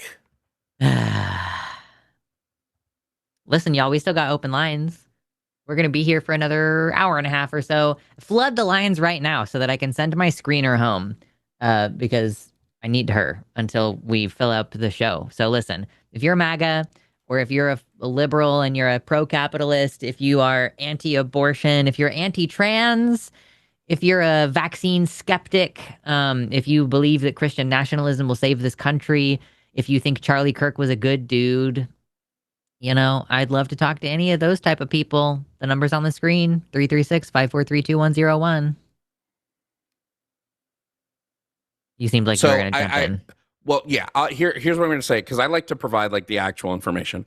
Per capita, sanctuary cities saw a much lower amount of deportations than cities that complied with Trump's deportation orders. So we would expect based on what his causal claim is, to see a higher drop in crime per capita between these places. Sanctuary cities should not have had as big of a drop per capita in crime as these cities that complied more with his orders. But we actually see that they're about even. When we look at the per capita crime between sanctuary cities and cities that complied with Trump's order, the crime rate still dropped about the same per capita. Mm-hmm. This, beyond a shadow of a doubt, shows that this is only correlated data. Yeah. Because part of causation is you expect to see parallel trends within the data, but we don't. Because that's not how that works. Crime has been on this steady decline forever. It's been steadily declining. Does it seem like, so there was a spike during the initial lockdown time, and then it's just been kind of like steadily decreasing again since then? You're always going to see a spike in crime in two things. The reason COVID led to a spike in crime is primarily two reasons. One is isolation, right? Okay. So because people were isolated, some of the crimes we saw it increase in were like domestic violence, rape crimes, murder, because people are now isolated, they're together, things like that. Mm-hmm. When you look at property crime as well, we're going to see a spike in that because people were hit financially.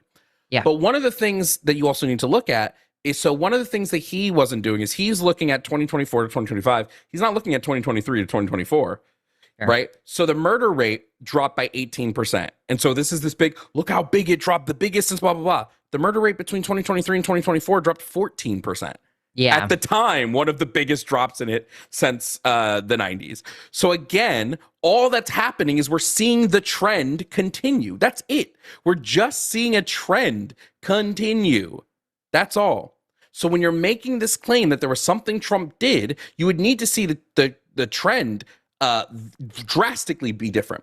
So 15% essentially to 18%, that means there was only about 3% change. Right? There's 3% change in murder between 2024 and 2024 and 2025. Then look at what was the other one he gave? The other ones that were low. Do you remember? I'll pull up the full. No, I don't remember what he said. Wait, let me pull up pull them both up next to each other so they have them. So robbery, right?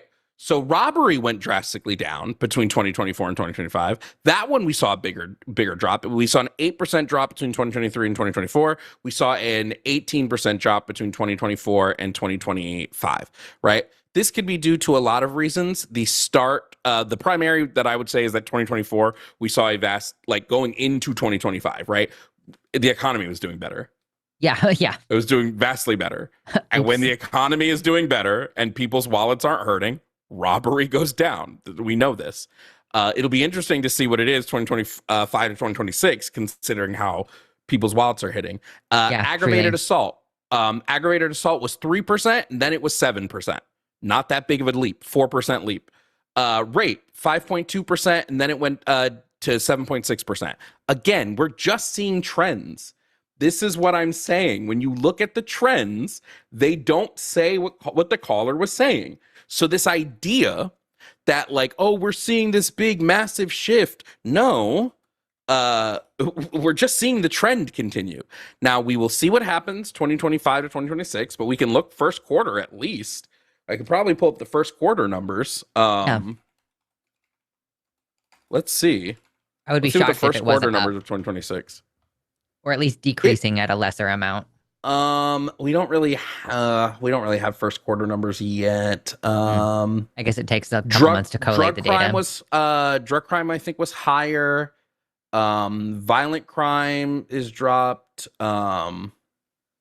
Drug offenses are higher. Drug offenses 2025 to 2026. First makes quarter perfect sense. seem higher. Perfect sense to me. Yeah, drug offenses seem to have increased, I think, by 7% in the first quarter. But again, this is so hard to know because it's just first quarter data.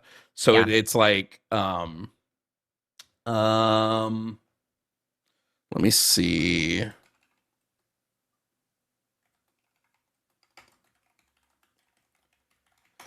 Because violent crime, we really track it by the full year. So trying to do first quarter. So let's see here. Homicide is staying the same, give or take. It's on the same trend, down by 18%. This is first quarter. Robbery moved by about 3%, so not a massive shift in robbery.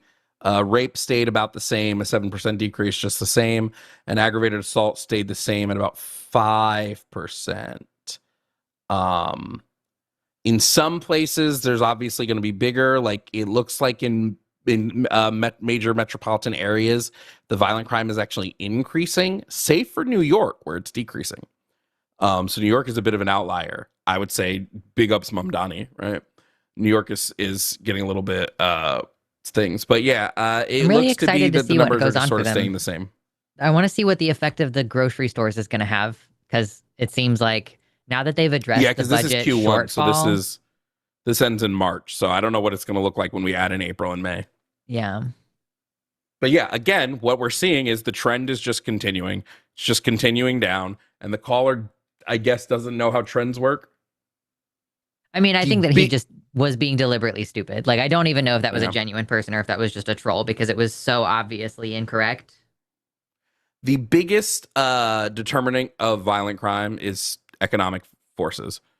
So, like, when we see the economy start to do better, violent crime goes down. It's just like, But That's also, there is no evidence that it's because of increase in immigration. Well, I could have gotten into a lot of stuff, but he didn't want to actually engage. We could have gone into why Trump was the cause for the massive spike in immigrants between 2020 to 2024. We could have gone into the fact that, and that's like directly causal. We could have gone into a whole litany of things. The fact that, like, again, Biden's deportation numbers were much higher, especially when we look at the percentage of people who had criminal convictions who were deported by the two of them. Right. Caller didn't want to engage. So there's not much I can do when you don't engage. It's like depriving us and our audience of an opportunity to really dig into the issues. That's like, we want to dig into it. Listen, if you can demonstrate that I'm wrong, I want to be convinced that I'm wrong. I want to update my worldview because I want to be as correct as possible. And by correct as possible, I mean, I want my beliefs to adhere as closely as possible to the facts. And so, yeah, if you present facts that would force me to change my mind, then I will have no choice but to change my mind. But they never do. When it comes to, like, when it comes to Iran and the quote unquote mistake of the school children, or like when it comes to trans identities, if it turned out that, like, allowing kids to transition was harming them more than it was helping them, I would have no choice but to be like, hey, you know what? Let me reevaluate. Let's put in more barriers, or let's protect these kids or whatever. But that's not what the evidence bears out. And for the opposition, it doesn't matter how much evidence there is in opposition to their position. It doesn't matter how much evidence there is that, like, transition is good for trans kids, that it maximizes patient outcomes. They are entrenched in a belief system that is not responsive to facts. And that's what's so deeply frustrating with all these conversations. I need to read through this study, but one of the studies on causal, I haven't read it in a long time. So I wouldn't be able to, like, recite what it was saying back then. But one of the studies on why we started to see the decrease in violent crime starting in the 90s, because that's when it happened. We saw a massive decrease starting in the 90s, and that trend just has been plummeting. One of the reasons for this was because of lead paint. We got rid of lead paint. Oh, that makes a lot of sense. People weren't like, there's a lot of studies literal on brain damage. The brain damage from lead paint. So, like, I've got a study on that I'll read a bit more. But it's literally called The Impact of Childhood Lead Exposure on Crime. It's going to be really interesting seeing going forward, because of all the cumulative brain damage that COVID does, like what impact that has on violent crime. Because I know that, like, car accidents and stuff and road rage incidents are on the rise in the last 5 years. Dude, education stuff too. Like, it's kind of crazy when you look. By the way, you guys can call in. We're still taking calls right now is 33, and we have a call waiting. We're going to get to in just a second. 336-543-2101. Just don't be stupid. Like, I hope I'm pretty sure this next call will be a lot better than the last one. But yeah, lead paint was a big issue. The crack cocaine epidemic, I mean, that was one of the biggest reasons why violent crime was on the rise. So that lowering has done a lot as well. But yeah, I mean, we're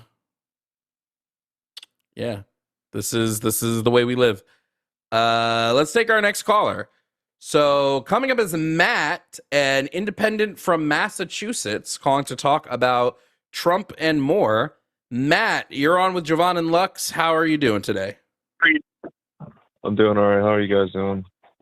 We're chilling. Hey, Matt, we have a live chat with like over 1,000 people between both chats. They are going to want to talk about you in the chat. Should they call you a he, a she, a they, or something else? I don't really care. Okay, perfect. Sure. Well, then if you don't care, why not all. just Any/all. You can call perfect. me whatever the hell you want. It doesn't matter. Why not just tell us what like you prefer to be called? What does it matter? Because names are. I don't agree with labels. I think that's ridiculous. But that's just you don't name agree is with a label. labels. Independent is a label. You fucking name, goof. A name you use is labels all the not time. really a label. Independent is though. A name is definitely a label. All right. So before we get into semantics, what you guys mentioned that you identify as socialist or communist. Which of the two do you guys mostly identify as? I'm a communist. Lux is a socialist. I mean, it's like an increment. I'm like an anarcho-communist. I'm an anarcho-communist. We're both communists. Yeah. W. Socialism is just a thing that's tolerable in the meantime. What does that have to do with You don't believe in private property? No. Definitely not. Why is that? I believe private property is an unethical practice. So you don't believe that people should be able to own things? Nope, that would be personal property. I believe in personal property. I don't believe in private property. Private property would be the means of production, specifically land, labor, capital, and technology. I don't believe those should be able to be independently owned. I believe they should all be communally owned. Got no problem with personal property. Well, so ultimately, it kind of doesn't, it's kind of conflicting here because you're complaining about capitalism, right? You hate capitalism. Both you two hate capitalism. Was I complaining about capitalism today? No, I'm saying you're if you identify as a communist, you do not like capitalism, correct? Yeah, it kills correct. People I believe the private property so. ownership is unethical. Yes. Okay, and you also agree with authoritarian regimes under communist type of no ideology? No, we don't believe in my mind. Authoritarianism. Communism and authoritarianism are fundamentally incompatible. You can't be doing both of those things at the same time. If you are authoritarian, then you're no longer communist. Correct. Well, yeah, if you're an anarcho-communist, then sure, abolition of the state, capitalism, and, voluntary cooperative organization, I totally understand that, but you still need a functioning government in order to enact many of these policies that you agree with. Am I misunderstanding your stance here? I think it's like a coalition of people can make decisions together that doesn't require a state. So would you like of the somebody who's a proletariat. capitalist to make? Okay, so the reason why I bring this up is because ultimately we have a mesh of ideological stances in this country. If you are truly anarchist from a communistic standpoint, then if we were to sit down and have a discussion, I guess I'm not a full-blown capitalist, but I am a capitalist. If we were to sit down and have a discussion, our ideas will never mesh, correct? This is a debate. Our ideas shouldn't mesh. Otherwise, we wouldn't be able to debate. Well, I'm saying you'll never ultimately own the means of production because you can't. It's impossible in our form of government. Yeah, we don't believe our form of government should be the government of the people. Yeah. You don't believe our form of government should be the government for the people? You believe that people shouldn't elect their leaders? No, it's not what I said. I don't believe in oligarchies, and right now we have like what do you fucking call it? Jesus Christ! Technocracy? Sure. A technocracy. Sure. Like yeah, right now, essentially our government is run. I mean, it's crony capitalism. Our government is run by corporations. The people have no real say in what happens in our government. So like, yeah, I don't agree with that form or style. I don't agree with cronyism. See, I agree with you. There is a huge issue with crony capitalism. Totally agree. And I think that's what's hurt capitalism is it's been misconstrued and it's been directed under the wrong pretenses, because ultimately, you know, capitalism does bring people out of poverty under the right circumstances. But unfortunately, socialism's brought people out of poverty under the right circumstances. Like, sure, like capitalism brought people out of, like, the USSR. Look at the quality of life between pre-Soviet Russia and post-Soviet Russia. What do you mean? Quality of life was drastically different. People died in the USSR. I want to say something really quick. Many people died in the U.S. during the Great Depression. That doesn't tell us whether or not the quality of life increased. Because they can't access insulin. But so here's the thing, is like, Matt, I understand the appeal to a system like total dictatorship. If I was in charge, right? If the perfect person was in charge who was not subject to moneyed interests, because it's so efficient, right? If I'm the dictator and I say a bridge needs to be built right there, right now, there's no fuss, there's no questions, there's no confusion, there's no bureaucratic slowdown on the timeline for the funding. It's just shit gets done because I said it needs to get done, right? That doesn't mean that a dictatorship is a good way to organize society, just because if the perfect person was in charge, then everything would be perfect and run smoothly, right? But the fact that that system is sensitive to exploitation, and that if you have the wrong person in charge, it could go badly, right? That's why it's not a good system to organize our society in. So just because capitalism can sometimes produce good results for some people, it is kind of inevitably going to produce, like, basically maximally bad results for the maximum number of people possible, because the problem is the organizing principle of the economy is to make a profit, regardless of whether that's harming people. And in a socialist type system, which is why I would say I'm okay with that as an incremental thing, it would be preferable to have socialism versus capitalism, is our economy is entirely organized around maximizing human welfare and well-being, and profit is not part of that factor at all. So like, under capitalism, no matter what, you're always going to be resisting.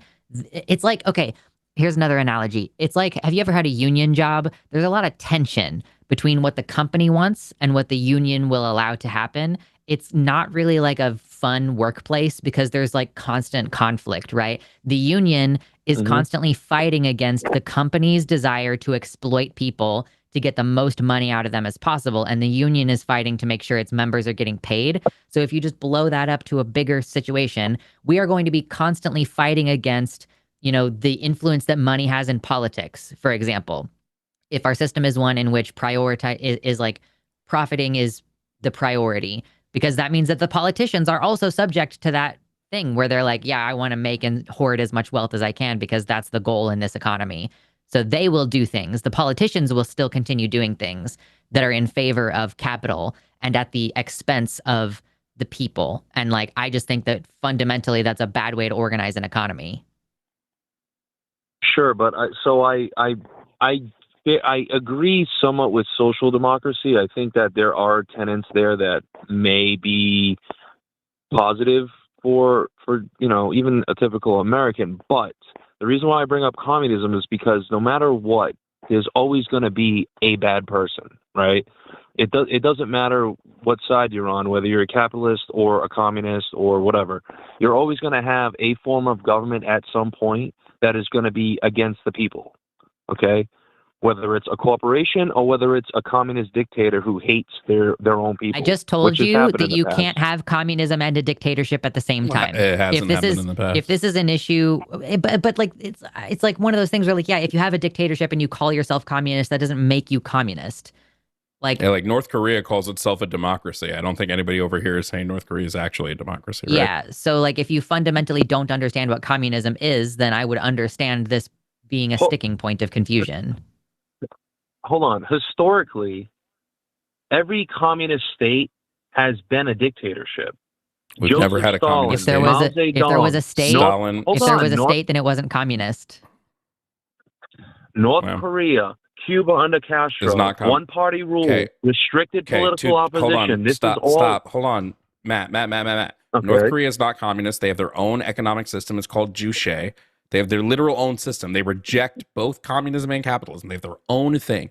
Cuba was socialist. The USSR was socialist. Chile before the US came in and helped do a coup was socialist. Iran before the US did a coup was socialist. These are all socialist states. None of them are communist states because you cannot have one of Marx and Engels' key features of communism was the dissolution of the state. If you have a state, you are not communist.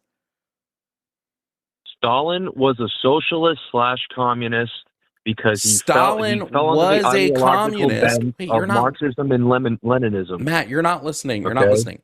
Stalin was absolutely a communist by ideology, but the state of the USSR was not a communist state. Just because your leader is communist doesn't make your state communist. That's a different thing. Okay, If but there is again, private property at all, you are not communist. Stalin was trying to implement communism. That's what their goal was. And he did not succeed. He never got to the well, place he of died communism. a little bit earlier than he died pretty early. That's probably why. But well, I would say there's a litany again, of reasons why the USSR was not able to create communism. One of those would be because they had a constant threat from the West. Like it's really hard to go stateless when you have a threat of people who want to like overturn your country, right? Going stateless is pretty hard. Amongst other things. I don't think Marxist Leninist is the way to go. So there's amongst others things there. But the key defining feature, all I'm trying to point out here is the key defining feature of communism is a stateless, is the dissolution of the state. Marx and Engels both write about it. The state has to wither away for you to reach a point of communism. Because if a state is there, that means there is still going to be an upholding of class distinction. Therefore, you're not communist. all right, but again, I'm just trying to point out the fact that, I mean, even if you're talking about Lenin being under, Stalin being under more of a sociological, like a socialistic type of mentality or ideologically under his leadership, that still led to the death of many people. Capitalism has led to the death of many people. Like, okay. I mean, you can say that, but you can also say that there are other reasons why people have died. People have died under capitalist ideological societies for God knows how long, because that's just the way life is. People die. Doesn't matter what circumstances, what type of ideological bent they have. You're being willfully obtuse.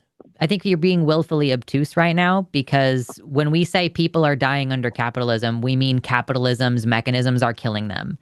What is killing someone? Like poverty? Impoverished people? If someone, I'm in the middle of laying out an example, actually, is the thing that I'm in the middle of doing. So if a person has been rationing their insulin because they can't afford it and they die because they don't have insulin, that's them dying because of capitalism.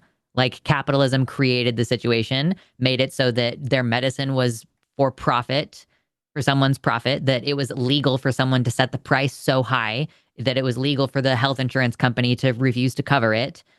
And so that person died because they couldn't afford their medicine. Someone is setting the minimum wage and someone is setting the price of that medicine and pricing them out of a thing that they will die without. That's capitalism directly killing someone. Yeah, I think I would say I do have somewhat of a soft spot regarding healthcare, because I do think that there's a huge problem with that in this country. Absolutely. I would also just claim anytime the U.S. went on like an anti-communist tirade and killed a bunch of innocent people in countries, I would attribute those deaths to capitalism as well. Yeah, the meddling that we do in other countries, for sure. Yeah, I mean, even though I supported Trump and I voted for him, I don't like war, and I think a lot of people that support Trump kind of feel the same way, even though they may act certain ways. Most of the people that I know that supported Trump didn't want to go to war. They were kind of like me. I'm an independent, so I kind of sit in the middle, irregardless of what's going on in the political sphere. But with Trump, we were sold that we wouldn't be going into war, and unfortunately, things have changed. But that's the other I don't thing know I why wanted to get people into. believed that, by the way. Like, I don't know why people believed Trump when he said he was anti-war, when he continued the bombings in Yemen in his first term. He pulled out of the nuclear deal in his first term, setting the stage for the war, right? Like, he did all of these things that were his deal with the Taliban. Like, I don't know why people assumed Trump was going to be the anti-war guy on the ticket. Well, unfortunately, it's politics. It's the way politics are. They all say things to get themselves elected. I mean, a la Fetterman, and look what's happening now. Everybody hates the guy because he sides with the Republicans. So it's just the way. But why politics didn't we just work. look at like the stuff he did do, right? Like you don't even have to take his word for it. We had a track record. He had a whole first term. Trump didn't. I understand it. Trump didn't. For his first term. Trump didn't pull out of the nuclear deal entirely. He only put restrictions on the uranium enrichment, and he pulled America completely out of the deal. No. He pulled America completely out of the Iranian nuclear deal. America's completely out of that. It didn't entirely stop the nuclear program, though. That was the whole point of them pulling on. The nuclear program hadn't been stopped before, actually. The problem is, wait. The Iranian nuclear deal wasn't saying that their nuclear program had to be disbanded. It was that their nuclear weapons program had to be disbanded. And we didn't have a single report, not from the Atomic Energy Council, not from the IAEA, not from our own internal assessments, that even remotely claimed that Iran had restarted their nuclear weapons program. All of them said the same thing, that they hadn't. He pulled out of the deal because he wanted to stop paying Iran the money that we were paying them. That's like the entirety. Like Trump, here's my issue with Trump. Trump is very black and white in his thinking, and you can kind of tell his thinking from like a toddler perspective. Trump sees on paper that we are sending Iran money, and all Trump sees is we send money bad. So he pulled us out of the deal. It had nothing to do with anything else. Just he thought it was bad we were sending them money. Didn't matter that the money was theirs to begin with. Didn't matter that we owed them that money. It didn't matter that we were paying off interest because we fucked them over in the first place. Trump saw we send money bad. He pulled us out of the deal. And then we get to 2025. Trump goes, oh shit, Iran has, which they said they would. They said, if you pull out of this deal, we are going to increase enrichment to 60%. They gave him a warning. They said, we're going to do this. He saw that they did it. He said, okay, I'm going to bomb their facilities. He then claims that he wiped them out completely, right? In 2025, he's like, I wiped out their capability to create nukes completely. They won't be able to do this for years. Now in 2026, he goes, oh shit, they're able to do it. Which is like, so I guess you didn't wipe out? I guess you lied to us in the first place? Like, so under the JCPOA, they didn't. I guess part of the reason why in 2018 when they did pull out, it was mostly, some of it was because it didn't address the ballistic missile program that Iran had within the JCPOA. What's that? Why would it? It was a nuclear arms deal. Why would it mention their ballistic capabilities? I'm saying it was meant under specifically Trump, for uranium. I understand that, but I'm saying under Trump, their reasoning for pulling out partially had to do with that as well, because their ballistic missiles that they were creating and building were long range missiles, and they wanted to try to tamp that down a little bit. Why not negotiate another deal? Why not negotiate a separate deal for ballistic missiles? He didn't even try.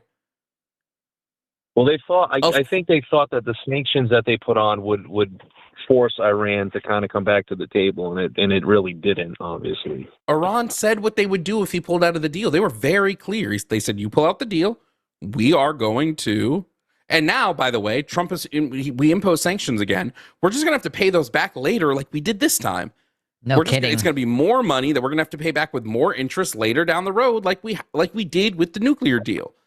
Like, Obama didn't want to have to pay Iran, but like that was the only thing they were willing to do. They were like, lift the sanctions and pay us the money that you owe us, half of which is ours anyway.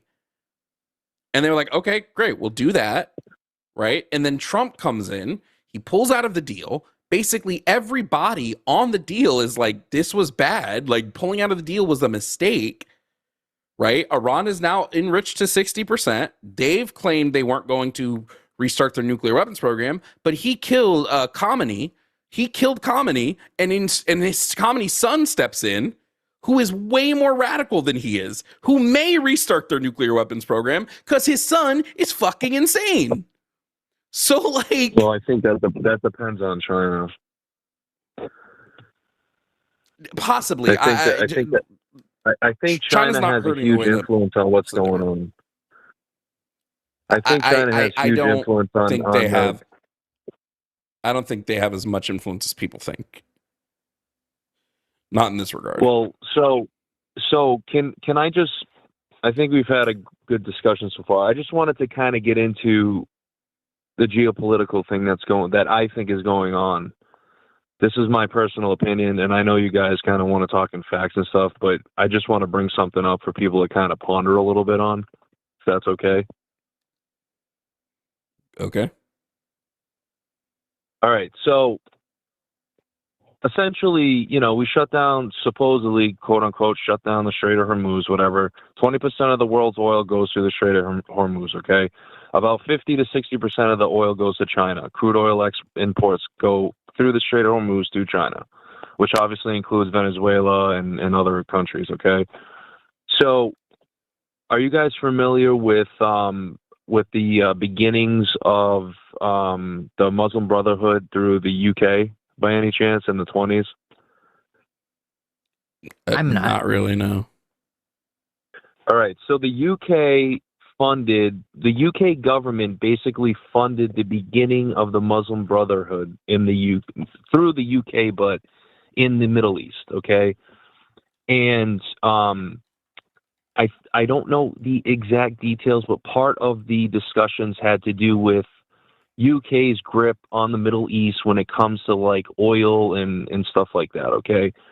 So BP still is in the UAE, and they produce a lot of oil for the UK through OPEC.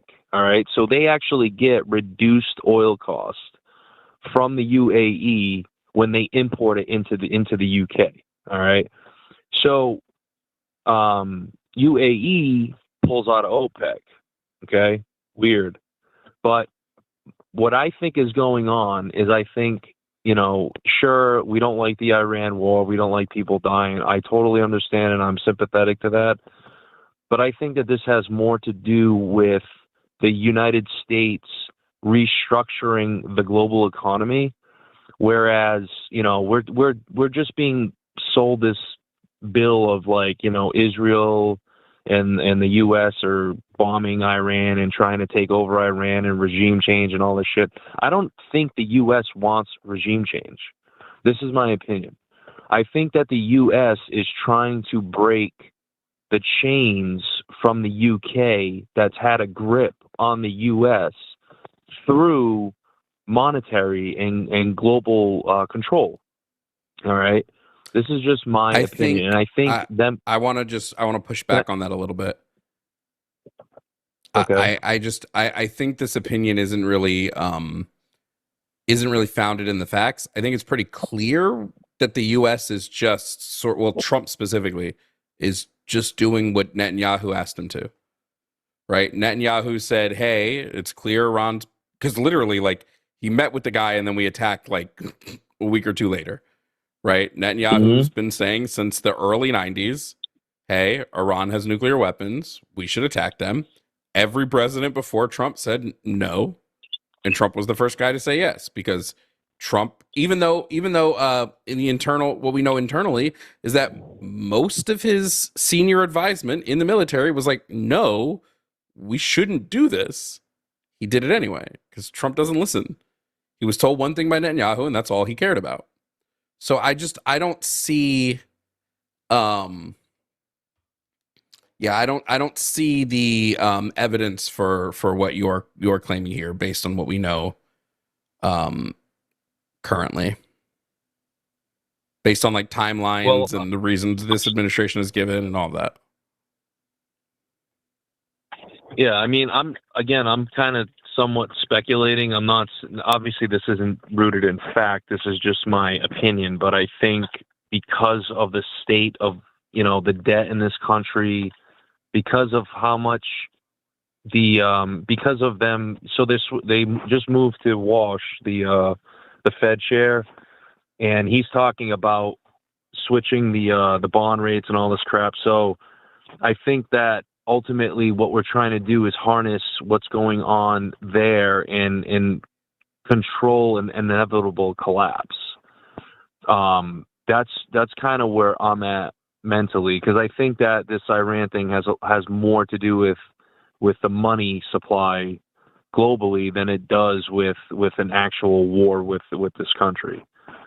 And I don't think that messaging has been good. I think, people believe that we weren't going to go to war, and this is what happened, and people are upset about that. Sure, if they were to be honest and forthright about everything they're doing, I think people would maybe give them a little bit of leeway if there is something to do with that, but it also would create chaos in the country, because then people, normal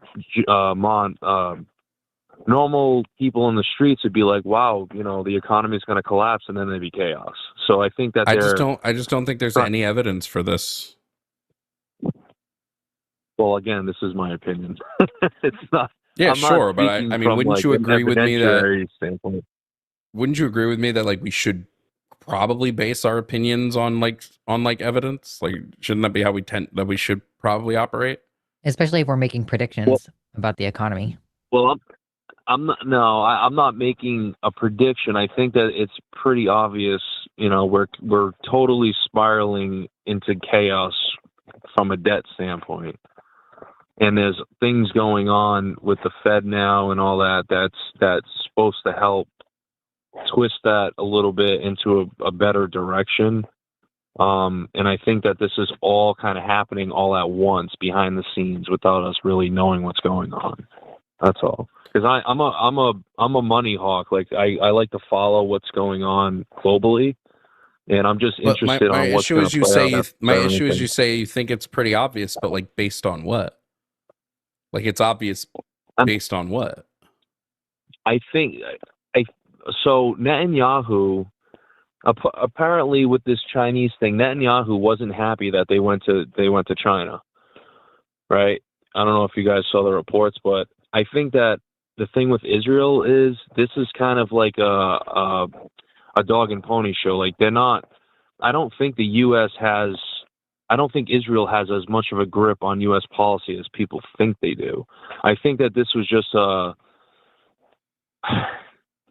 don't want to say a reason for us to do what we did, but kind of I think that we already had this plan in place. It's just nobody wanted to do it.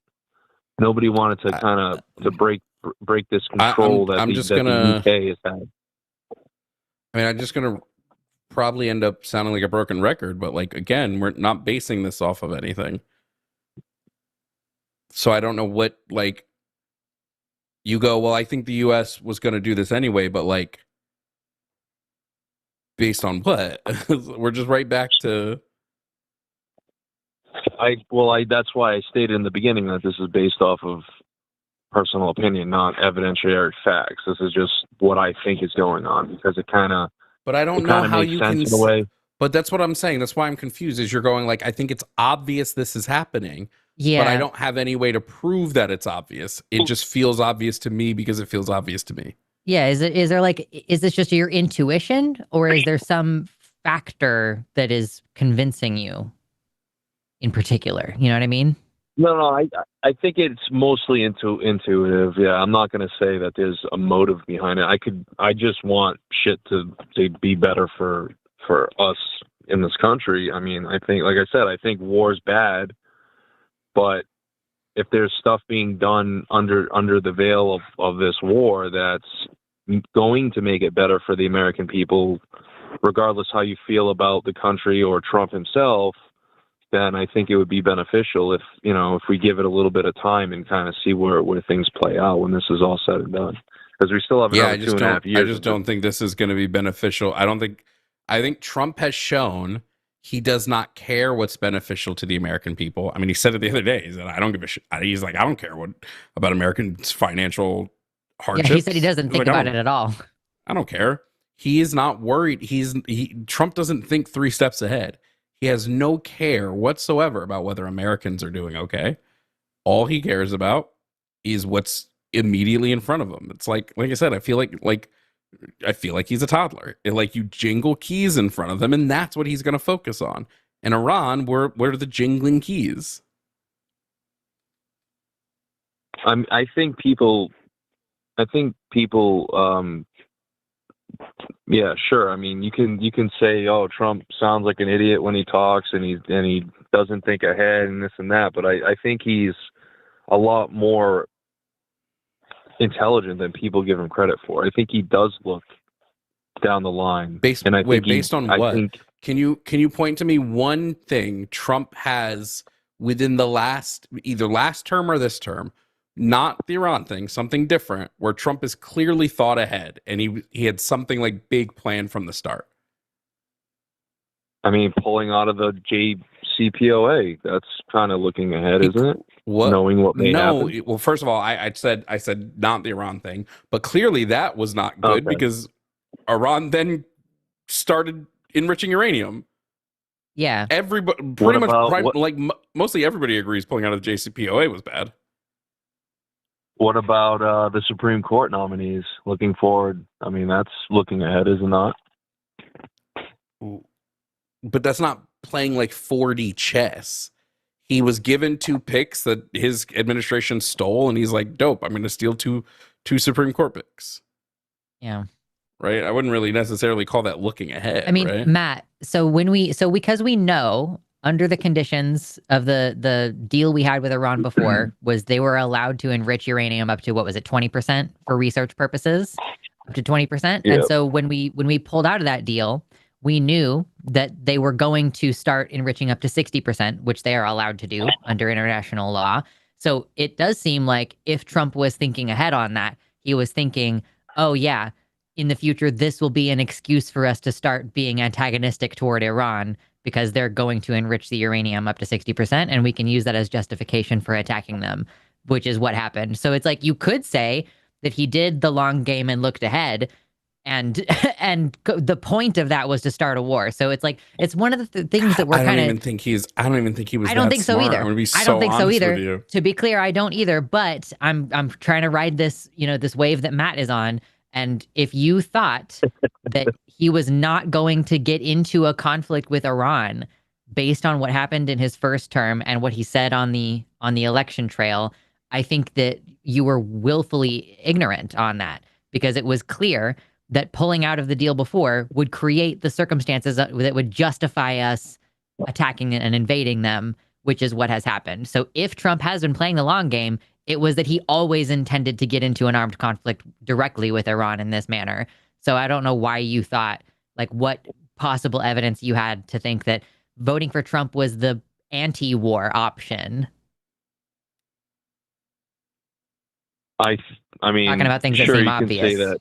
All I'm saying. You can say that, sure, but I think like the normal people don't think in those terms. Like, when you're in government, you're thinking about all these decisions you're making that are going to affect the future, right?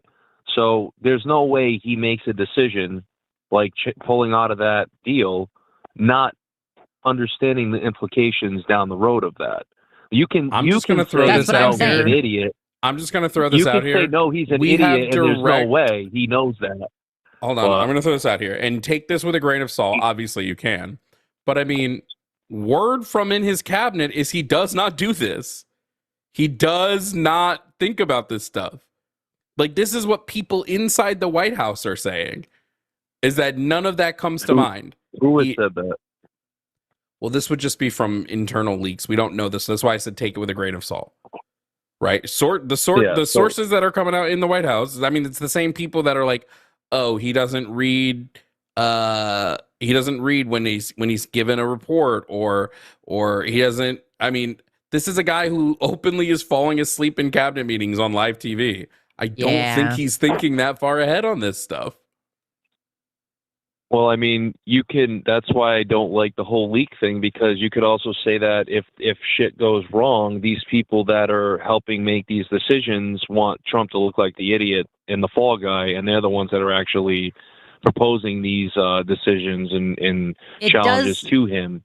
Kind of seem like that's what's happening. Like, Trump is an old man who has all of the symptoms of stage 4 frontotemporal dementia and seems to be shitting himself on live television. And it seems like he's just being handled by all the people around him. But it's not even being handled, no, because it's yes and no to both of what you were saying.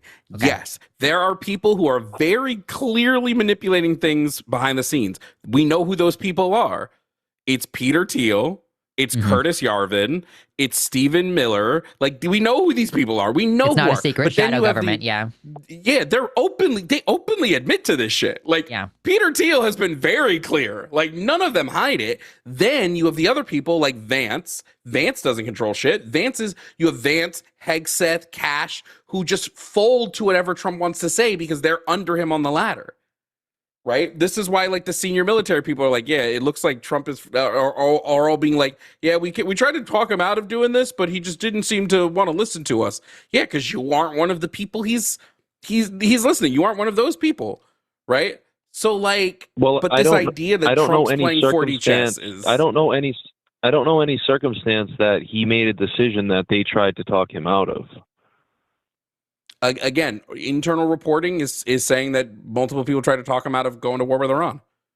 Multiple people. Yeah, but again, you can't take that as a fact, though, because we don't know exactly what's going on and what's being said. If no one tried to talk him out of this, then everybody in the government is spineless, and I really can't wait for. I hope and pray for a Nuremberg trial for all of the motherfuckers. Well, I mean, there's Democrats involved in a lot of this stuff too, so I mean that's Nuremberg them too. I don't like the Democrats. Fuck all of them. We are not Democrats, to be clear. If the Democrats are involved in this kind of collusion and bullshit, like, we also want, because it's not about teams, it's not about sides, it's about doing the right thing and following the law. Like, yes, I have the same expectations for everybody. Yeah. I hope every person who has helped the U.S. maintain its imperialist hold over the globe eats shit. Every single one of them. Well, I mean,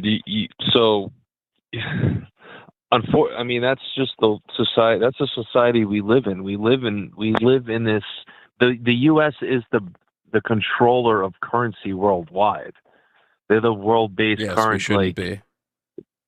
Yeah. Well, I mean, who would you rather have, China or Japan? The yen? I mean, it's so unreliable. I'd rather have almost anybody than the United States. Yeah. Zimbabwe? I want the country that decides when someone pisses them off, they're going to go on like mass civilian killing campaigns. Yeah, I'd like any country to do this over us. Well, the whole point of like having the currency, global currency through the U.S. is because it's more stable than any other country on the planet. So that's why it's China's seeming pretty stable these days. So China's very erratic. They always manipulate their currency constantly. We manipulate our currency constantly.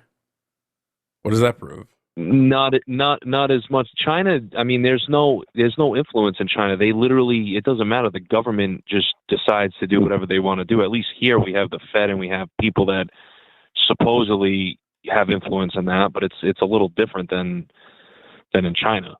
Matt, would it shock you to hear that I oppose any one country having this much power? I'm not saying that I don't like that the United States does what it does on the national scale. Like, yeah, I agree with Jovan. There are other countries who would be more responsible with that power and in that position, but I don't think that any country should have that much power. Yeah, I mean, usually the communistic type of mentality doesn't want that either. It's more of like you want the people to have the power. You don't want a government to have the power. I get all that. It's kind of like crazy how our government can be conducting like war actions that the majority of Americans don't agree with. That's not like it's not a democracy. They're not representing our interests. they're not making sure that our well-being is taken care of domestically either. Like, so we don't live at war with another country. Please don't say that. We live in a constitutional republic. We don't live in a democracy. I hate when people say that. Yeah, those things are not it's mutually not a exclusive. true democracy. Those things are not mutually exclusive. Yeah, it's supposed to be democratic. Like, it's supposed to at least somewhat reflect the will of the people. I understand that I elect a representative to then do things on my behalf, but the thing is that they should be doing things on my behalf. That's the whole thing. So if I elected you and you do something that is I'm completely opposed to, and that the majority of Americans are opposed to, then the democratic process is being usurped, and that kind of is counter to the purpose and goal of our government system. Like, I'm not fucking stupid. I know that we live in a republic, but the point of a republic is that you democratically elect leaders who then do things that you want them to do. Yeah, I agree with that. I'm not saying that's wrong. Yeah, so if like the majority of Americans are against the war in Israel, and if the majority are against like supporting the bombing of Palestinians, why is it that there is no mechanism by which we can stop that from happening? Why is it okay that our government is doing things that are so wildly out of step with what the people want it to be doing if we elected them to represent us and our interests on the global stage? I think that's because the majority of Americans did vote for Trump. That they didn't actually. Ultimately, whatever. That's a crazy thing to say. Are you kidding? Okay, the people who voted majority voted for Trump. Is that better? Is that actually accurate, Jovan? That is accurate. The most recent election. Okay. Of the people that voted, the majority. Well, not majority, right? Because he didn't get 50%. Of the people that voted, of the people that voted, more of those people voted for Donald Trump than didn't vote for Donald Trump. Plurality. Yes. Yeah, he didn't get a majority. He got just a decent percentage. Yeah. So, but the thing is that no Republican in my lifetime, as far as I'm aware, has won the popular vote. There is a system that gives a disproportionate amount of power to a minority of individuals, i.e., the red states with their lower populations. Win the popular vote this last time. This one time of the past 30 years. Okay, cool. Okay, cool. Thank you for keeping me honest. But I would argue that's more of an indemnation of Kamala Harris than it is. Yeah, I agree. It was that she did not. Or let me rephrase it: her campaign, an indemnation of her campaign, than it is of Trump's ability to run a campaign. Yeah, I would say her campaign did not inspire, for sure. But I mean, fuck it. Let's get rid of the Electoral College and see what the fuck happens. Let's get rid of the Electoral College and see what happens. Let's introduce ranked voting and see what happens. It would not be hard. No, do not get rid of the Electoral College. You think that the minority should continue to control the majority? Matt wants DEI. Oh, I see. We need to protect the minority by giving them a disproportionate amount of power over the majority. That sounds like DEI. Yeah, you're right. Yes. I'm all for that type of DEI. So you are anti-democracy, actually.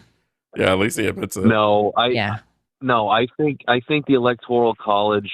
This is my opinion. I live in Massachusetts, right? I have zero Republican representation in this state, basically. Okay, out of the 160 something people that are in the House, the State House, 25 of them are Republicans. Mm-hmm. Okay. And almost 40% of people, well, I think it was like 36.5% voted for Trump in 24. I know. I'm just using this as an example because it somewhat relates.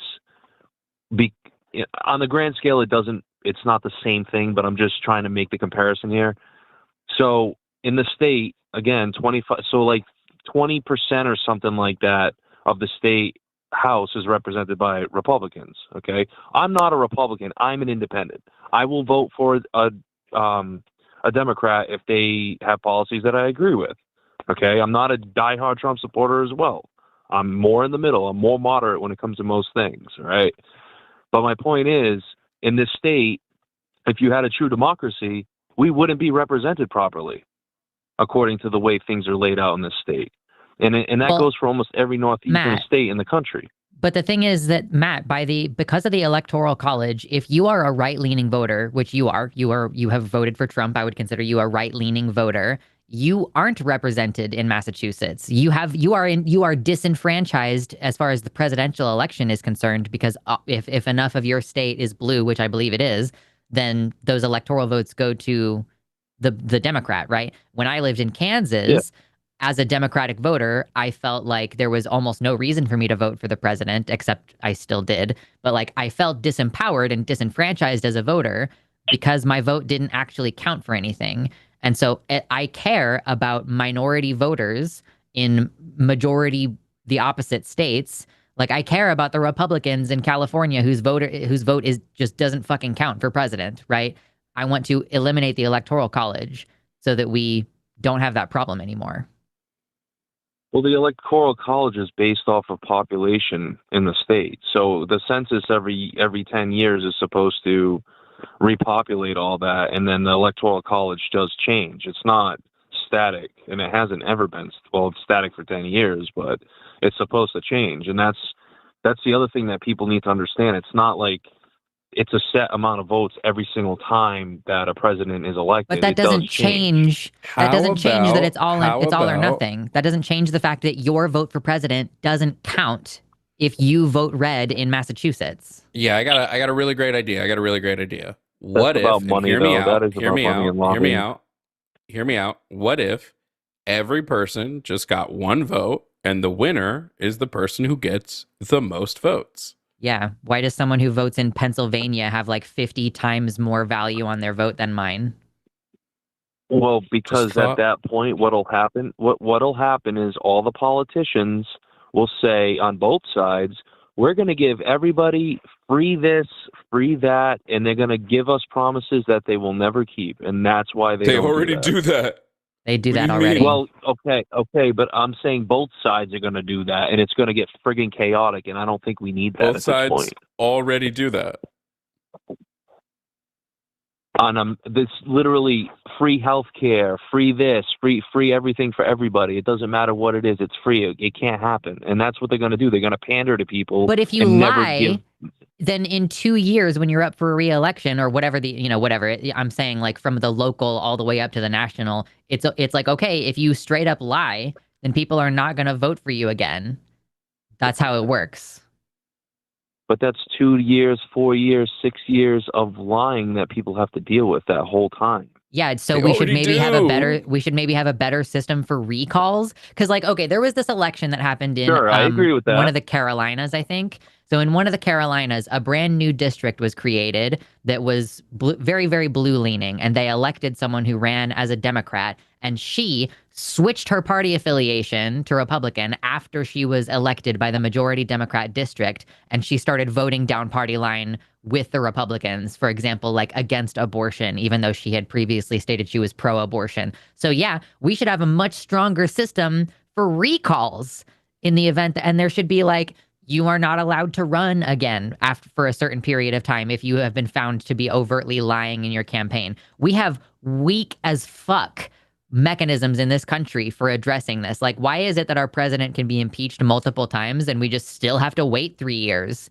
for another election? Why can't we have a special election? Why can't we have a recall or some bullshit like that? You know what I mean? Like, that's part of the problem, is that politicians can just lie and it's not against the rules, and they're not disqualified, and they don't lose their jobs, which they should. Well, in the U.S., people can file for recall petitions in any state, and if you get enough valid voter signatures, you can get a recall. Look at Newsom in California; that happened recently. So there is some type of recourse, and I agree with you. It's not robust enough. It's not robust. It's not like in the UK where they do this. They're regularly like vote of no confidence. Like they're regularly having new elections and stuff. We don't have a strong mechanism or culture of like, no, you actually have to do what you said you were going to do, or you'll just straight up lose your job and not be able to run again for maybe for a certain period of time or permanently, depending on how egregious the lie was. We don't have to do a whole criminal investigation in order to disqualify you from running again. It's like a weak ass system that we have. I think that has more to do with lobbying and that kind of stuff, because they're going to lobby for 2 years of X amount of, whatever they're lobbying for. They're not going to spend the money that they normally would on a 2-year seat as opposed to a 4 or 6 year or presidential seat. So the lobbying, the money makes the world go round. That's just kind of how that works. And the recall that's why stuff I'm an is something that anti-capitalist. they don't talk about. That is. I wonder if there was a system that would one of the reasons that would take the money out. Anyway, Matt, we've been going for almost an hour. We got to get to some of the other callers. We only got a little bit of time left in the show. All right. Well, that was a great conversation. I think hopefully people just can just listen and not be emotionally attached to one side or the other, and kind of just be neutral on most topics, so we can all learn something, because I think we can all learn from each other when it comes to all this stuff that's going on. That's all I had to say. Maybe if the other side didn't want me to literally stop existing, then that would be easier to do. So the next time I have a call with you, which I would love to have you call back on Thursday. I'll be back here with Jovan. I'd love for you to explain why you voted for someone who explicitly wants to eliminate trans people. So yeah, we'll chat again sometime. Thanks for calling. Do you want to speed run these? What do you want to do with the rest of these? Or do you want to only pick one or two of them? I got it ready. We'll speed run this next one real fast. Are you ready for this? Yeah. Coming up next is Farav. Him from a MAGA from whatever MI is. I don't know. He wants to call and tell us that Michigan. Thanks. He wants to tell us that Islamophobia is his right as an American. Hey, Farav, why are you a piece of shit? Hey, what? I'm an ex-Muslim myself. Hey, Farav. Why are you a piece of shit? I don't believe I am, but I love you too, Jovan. Oh, well, that's wrong. Next caller. Next up is Jay from Texas, an independent who wants to talk about the Iran war, amongst other things. Jay, if you can hear me, I see here your pronouns are any and all. Jovan. Is that correct? Yes, can you hear? I just saw it because I saw that last caller, not the last one that you. That was funny, but the other one. He was very interesting. I just did that just because. Yeah. Yeah. Okay. But, Jay, what did you want to debate about? Well, yeah, I think that he's kind of right. It's economical in a way. Because Trump, I think he's guided by the Defense Department and the Pentagon. Jay, just real quick. Anybody who's tuning into this as a YouTube video will most likely not have immediately watched the call you're referencing. So start from the very beginning of your stance. Thank you. Oh, okay, yes. The caller, also, are we on? If we're on speaker, could we go off speaker? It'll make the sound a bit better. It's on headphones. I could take it off to see if it'll. Yeah, it just sounds like you're in you're in like a church. It's a little that echo. Sounds better. Yeah. Is this a lot? Okay. Well, yeah, that sounds much better. Because the last there was a caller previously before the last one who was saying about the Iran war. It's a little bit like of a play, like we see, because they're not going to really tell us about the economical issues. And Trump, he is really being guided by something else, and I think it's the Defense Department and the Pentagon. And Netanyahu. Why are we? He has a name. It's Benjamin Netanyahu. Well, I was reading that Netanyahu didn't want. He didn't want to attack Iran, and now he's saying that he's against the peace deal supposedly that Trump is making. Netanyahu has been asking people to attack Iran since 1995. Yes, I understand that, but I think because with the Defense Department and then Israel works with our Defense Department and vice versa, they're actually like connected at the hip through the BIRD program, the Binational Industrial and Research Department. It's in Congress. Our science and their science works together in technology. And I think Iran is just like a scary thing so that they could keep on asking for funding to build up their desired enemies, to try to pass more laws, whatever they deem is, and also control more of the currency, because the last caller seemed like a money man. And they believe, like he's saying, who would you rather have? China control it because it's volatile and everything. And they really believe in American exceptionalism when it comes to that. Like apparently our paper currency is somehow different than another paper currency just because it's not backed by, like, it has to be backed by something tangible. And that's why the Iran war. I just need to get us on track here. Do you have something you disagree with us on?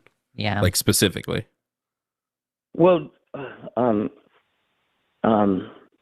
you think that the war itself is being guided by like nuclear weapons or nuclear power? Because I think it's nuclear power.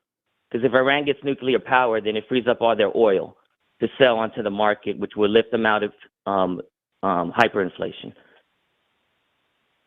Do I think the war is being guided by nuclear weapons or nuclear power? It could be either or. Yeah. Sure. But do you believe that Iran wants a nuclear weapon and wants to launch it at somebody? I believe Iran wants deterrence from Western interference in their sovereignty. But they wouldn't. That's what I think Iran wants. Aggressively. But you don't believe that they would aggressively, once they get it, immediately launch it, right? I don't believe that fallacy. Yeah. No. Yeah. Yeah. So that's why I said I don't know what we disagree on here. Well, so you do agree that it's some kind of economical thing also? I do agree that it's some kind of economical thing. I mean, yeah, it would be a bit silly to think that there's not an economic play here, but I think the economic play comes more from like, or let me rephrase, I don't think the economic play comes from Trump. I don't think Trump made a decision based on any type of economic decision. Do you believe he's following the Defense Department and the Pentagon and the people also that they have influence? Because that's what my theory is. I think he's following. I think he's following two people primarily, four people primarily: Curtis Yarvin, Peter Thiel, Stephen Miller, and Benjamin Netanyahu. I think that's who he's following. I think it's pretty clear that's who he's been following for forever. Yeah, that's pretty good. That's pretty good. That's why the whole Netanyahu thing is kind of interesting, because you also know Netanyahu went to China too, right? To talk in their technology and stuff like that. So it's just real interesting. Okay. Yeah. No, I'm just saying it's just real interesting because Netanyahu, he's everywhere.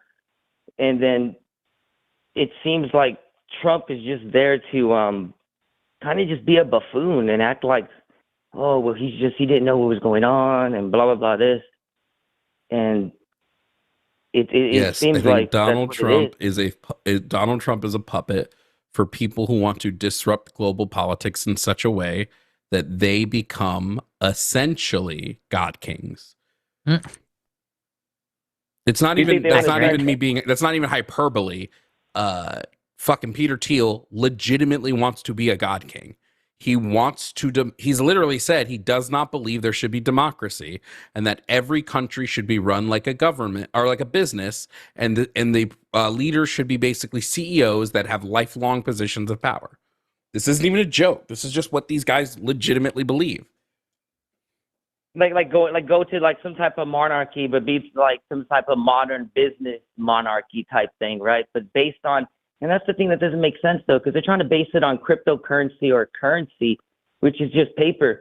And I don't know if you may agree with me on this. You probably may disagree with me on this. But the best currency, like you said, if the currency could be split between people, I mean, why don't we just all go back to like a copper, silver, gold type system and try to because that's what I've always my thing against millionaires and billionaires is not because of all the money they have, but the moment you start seeing that more in your society, that's the moment that you're going to see hyperinflation in whatever receipt that you're using. It's almost like a Yugoslavian incident. So you don't oppose the hoarding and the exploitation on principle? Well, no, on principle, yeah, of course I do. But I mean, you're not going to get through somebody like the money man on principle. He doesn't seem like he really cares about an issue like that unless it's monetized. That's my belief of all these people. Nobody cares about the issues unless they could get monetized off it. that's kind of the problem with the system, the way that it's set up. Sorry, I was kind of only half listening a minute ago. It was like, the problem with the system, the way that we have it set up, is that people are incentivized to accrue money at the expense of other people and to not care what happens to other people. That's why listen to his condescending way about he said about free stuff that should be like, he probably wouldn't think of it as a need or a necessity, but you would think if you loved your country, these things like free healthcare, free food, free childcare, and everything, they wouldn't hurt the citizens of your country. In fact, they would build them up, right? Well, I don't think Trump loves his country. Yeah, that's what I'm saying. Trump loves himself. Yeah, but the people that say that they do, they really don't. Are idiots. It's, they're dumb. They're dum-dums. Very disheartening. People that believe Trump loves his country are they're a bunch of dum-dums. That's really it. That's right. Do you believe it's stupidity, or do you believe it's cynicalism, like the way I think a bunch of them are stupid, and the ones that aren't stupid are evil. That's what I mean. Do you believe that they're going to try to control their own little? Do you believe that they're going to take control of their own little fiefdoms? Because I believe that.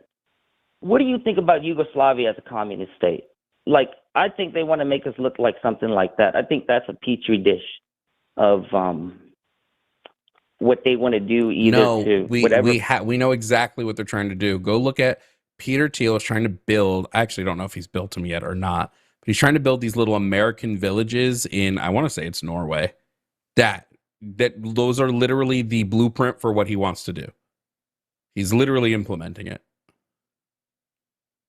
Well, what do you think about this? Because the city that I live in, Jovan, we have a huge water crisis. But they sold our water. I guess you can sell water rights. They sold it to a Saudi Arabian plastic bottling plant to bottle it. How what would you know about something? That's is that basically one of the mechanisms that you would say that they would use? Is because that's what I heard somewhere. Like, it's like a lot of the foreign aspects. It's been a while since I've looked at the Thiel manifesto. You'd have to go look back at his fucking crazy nonsense. But essentially, what they want to do is they want everyone to become a cog in their corporate machine. They essentially want to go back to enslaving people. They think your only purpose should be making them as much profit as humanly possible. This isn't a lie. This isn't me trying to make them out to be some, look at the evil capitalists. This is what these people have literally claimed they want to do. They want AI to be in every instance of our life. This is why Palantir is literally in government contracts. This is... I wish I was joking. I wish this wall wasn't easily searchable and could be proven wrong. I wish this was me being hyperbolic. I wish all of that. Genuinely, it would make my life. I would be so much happier if I was wrong about this. Life would be so much better. Well, I'm actually happy that you know about it, Jovan, because this issue 10 years ago was when people talked about it. It was looked at as a farce. It was looked as why would somebody do this? And there is no way that the technology is that advanced to where it can monitor things in real time and anything. But that's all AI is, right? AI really is just really a data sorting machine, right? Just a high-speed coin sorter, right?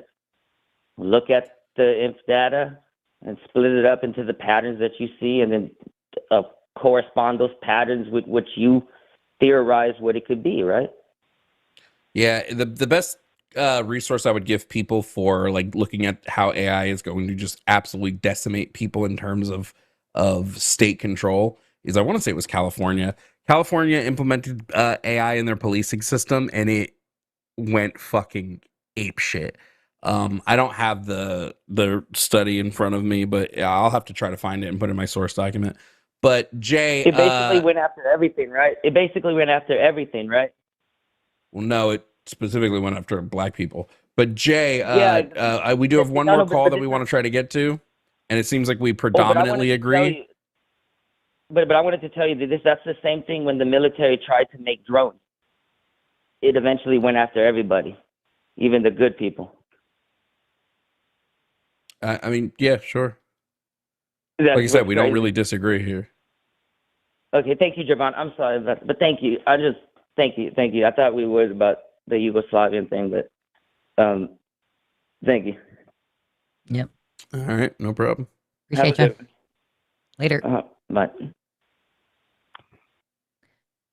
Oh boy.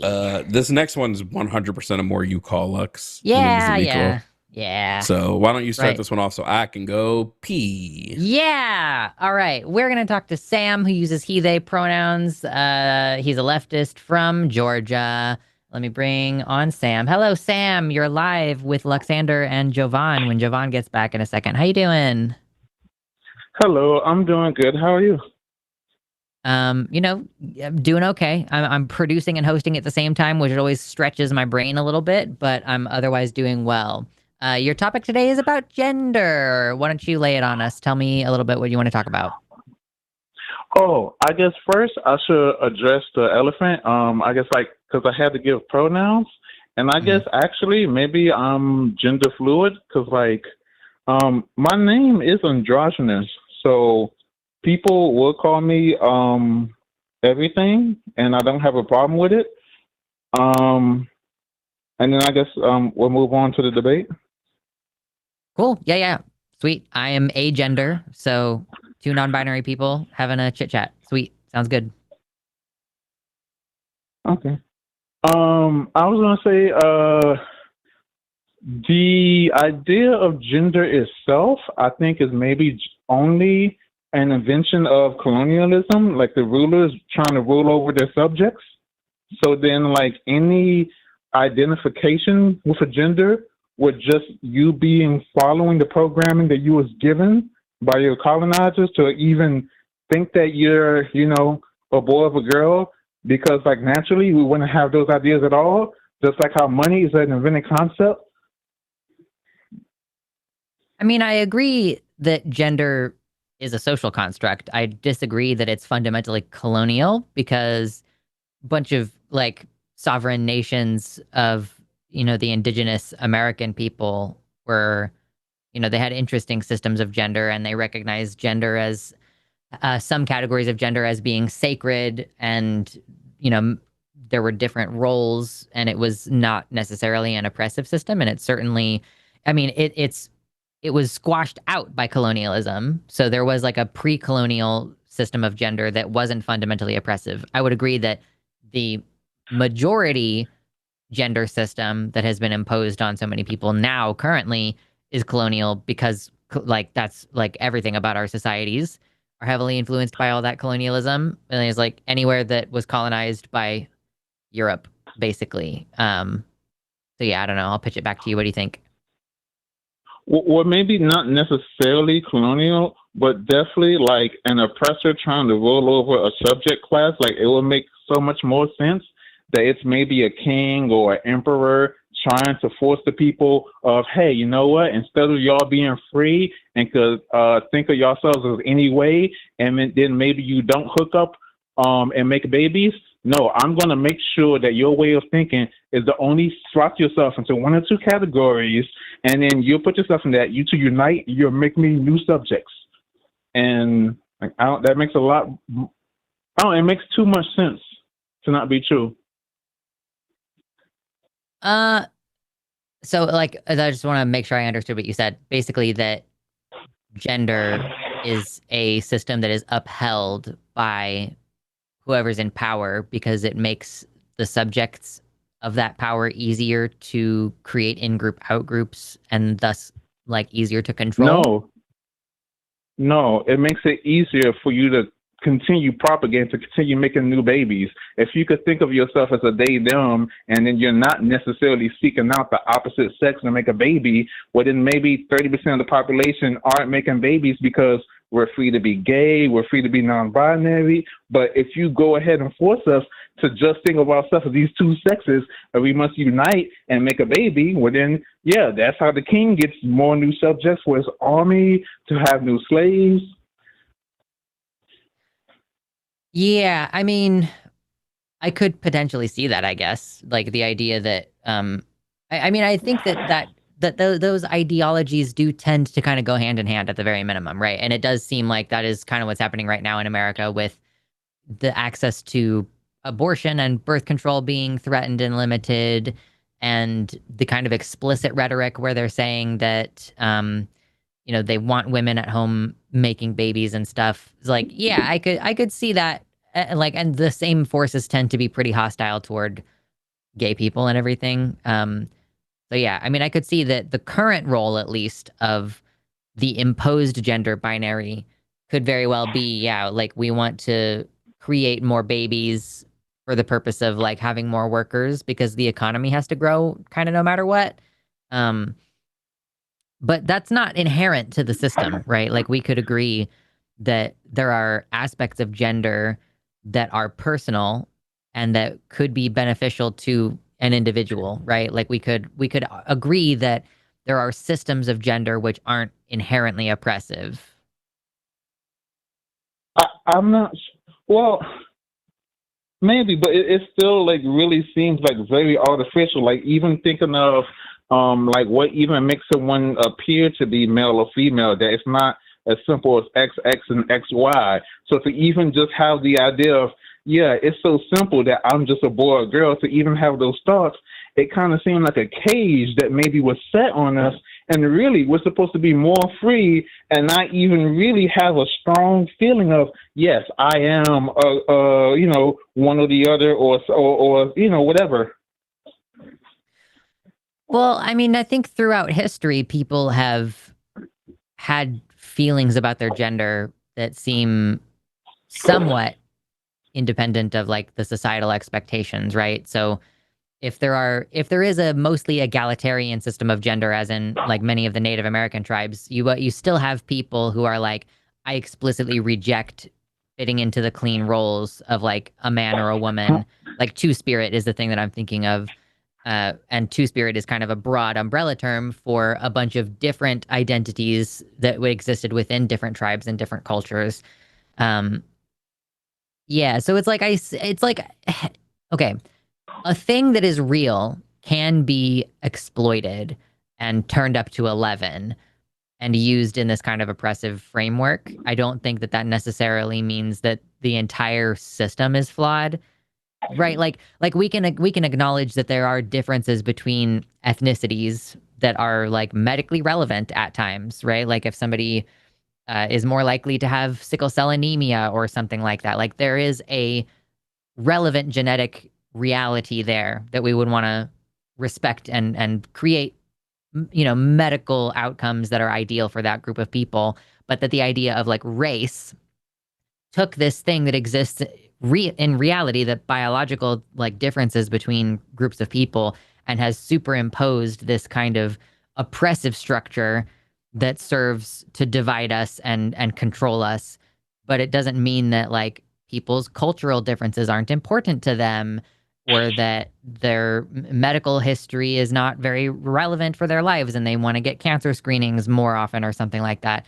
So I just see it as kind of, something that is not completely useless or it's not completely fake, but that has been hijacked in a way and creates this like extreme version of a binary gender ideology where like, to the extent that men and women can't relate to one another because they were raised doing such dramatically different things and having dramatically different hobbies, that like there's no functional shared language when we expect them to start hooking up and making babies and getting married and shit like that. So I don't know. What do you think, Sam? I would say I'm not entirely convinced that it is a real thing, and bringing like also with the argument of race, like I'm not necessarily convinced that that's a real thing where you will find differences on that. But to go back to gender, like the fact that someone could like maybe be the ideal like man or woman, but they don't have the chromosomes that you would assume that they would have, but then like everyone in society will be like, oh no, but they perfectly fit all the check boxes that you'll list off for that and to identify as a man or a woman, but they may not have the typical chromosomes. And who knows how many people are like that? Like how you said, like we're not testing people and seeing like, oh, well, did she really have XX chromosome? You know, we just assume. So like to really just think that you're one or the other is just kind of like, it's just, I don't know, I kind of feel like, how is it not a gigantic game of pretend and just knowing that, oh yeah, we just know that most XX people behave this way when we haven't done any testing to even know.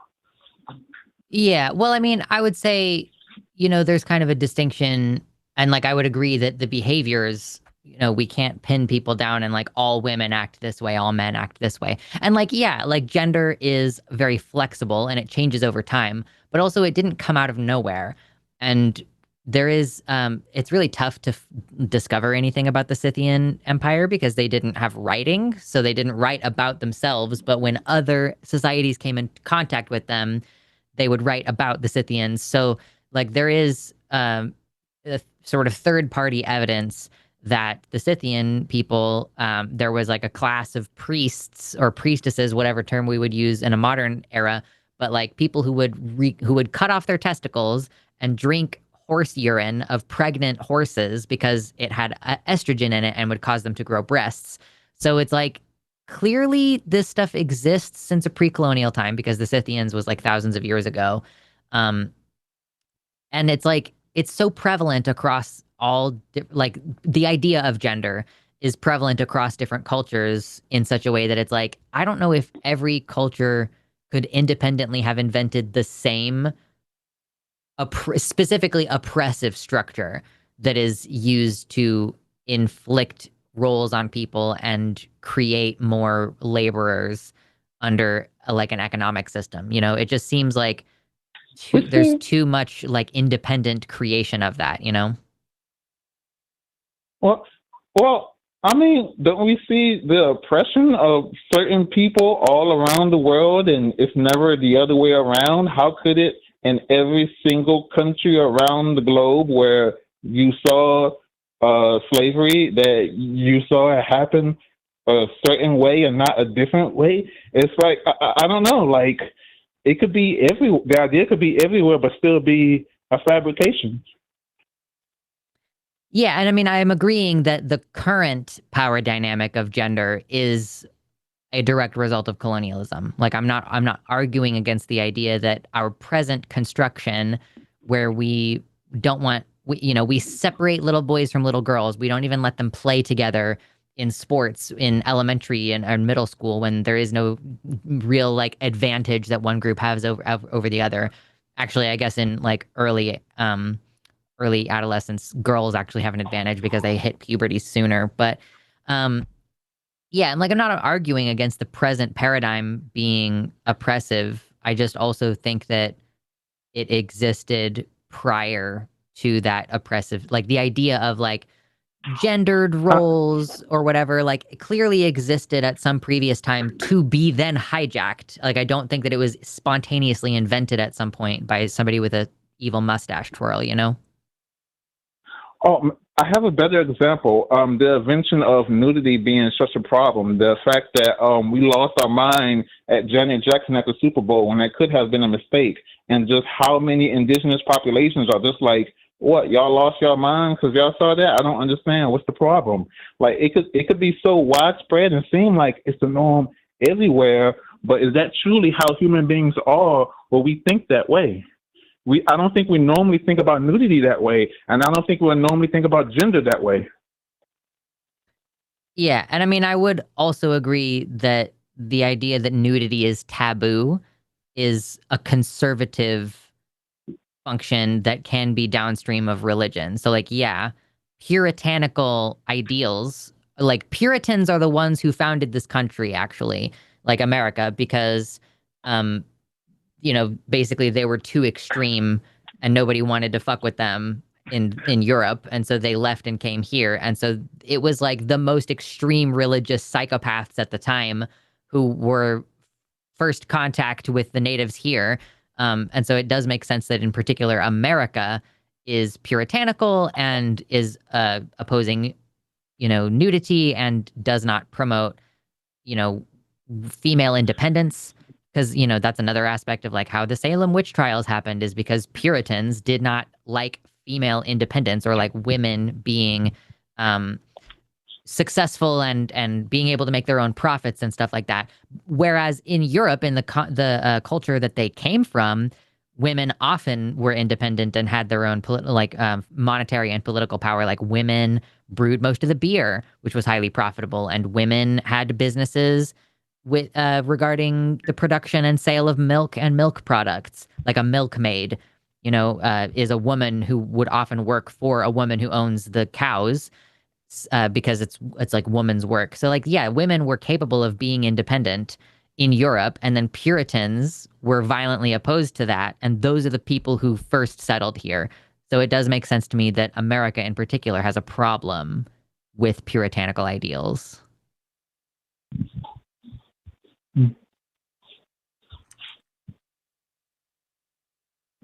Well, I guess we ran out of stuff that we disagree on.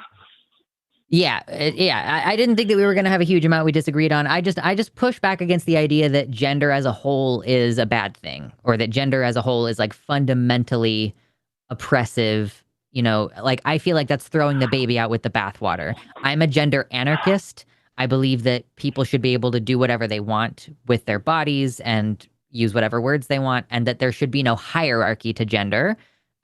That's not the same as being like a gender abolitionist, i.e. like, I don't think that gender should not exist, that we should get rid of the entire notion of, identifying as a man or a woman or whatever, because to some people, obviously, it's really important. I know a lot of trans people who are binary trans who are like, no, my binary identity is really important to me, and I'm going to be really upset if somebody calls me they, them pronouns, or otherwise doesn't honor or allow me to exist in this space. So yeah, I just want to respect those people while also reflecting that the hierarchy within the system is unjustified. Does that make sense? Oh, I forgot the exact words, but it made me want to ask, can I argue the same thing about like how I guess it's not religious practices. I'm just singing religious songs, and I'm singing gospel songs in a foreign language, and just because it came from colonialism doesn't mean it's bad to still have something to do with it. Is it fair to say that those two things are the same? Like what gender is, and me and my gospel songs? Oh, are you just asking like, does it make sense for you to retain like comforting aspects of religious ceremony? Yeah, because like the same thing how it is with gender. Like, yeah, it came from an oppressive system, but like that's not what like doesn't mean that to still have the idea of it is bad. I'm personally of the opinion that believing in religion and like having a willingness to have false beliefs is a concern. Because I'm like, well, then what is your standard of evidence for how you vote on policy then? Like, I do kind of view that as like, I would still prefer if people didn't truly engage in magical thinking. But like, if it's just like, oh, the repetition of the prayer makes me calm down. Like, okay, I don't really have an issue with that. Or like singing the song, like, religious music gets stuck in your head. And if you find that, familiar or soothing, I don't really have a problem. If you believe in a religious thing, then I'm going to go, well, that's a claim about reality. And I want you to be engaging with reality and not with a fantasy. That shouldn't be guiding your decisions. Like if we had like less religious belief in this country, do you maybe think we would take action against gun violence more? Because right now people can cope and say, oh, all those little kids, they're in heaven now. God, welcome them home. Like, I think that that's a problem. That's something we disagree on. Yeah. You think believing in false things is okay? Just FYI, Sam and Jimmy have had this conversation like 4 times.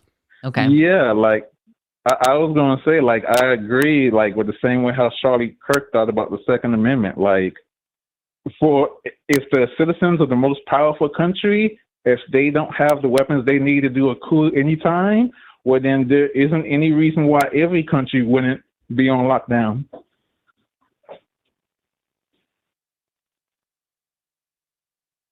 Yeah, I was kind of only half listening to that because I was trying lost to by that. produce. I'm not gonna hold you.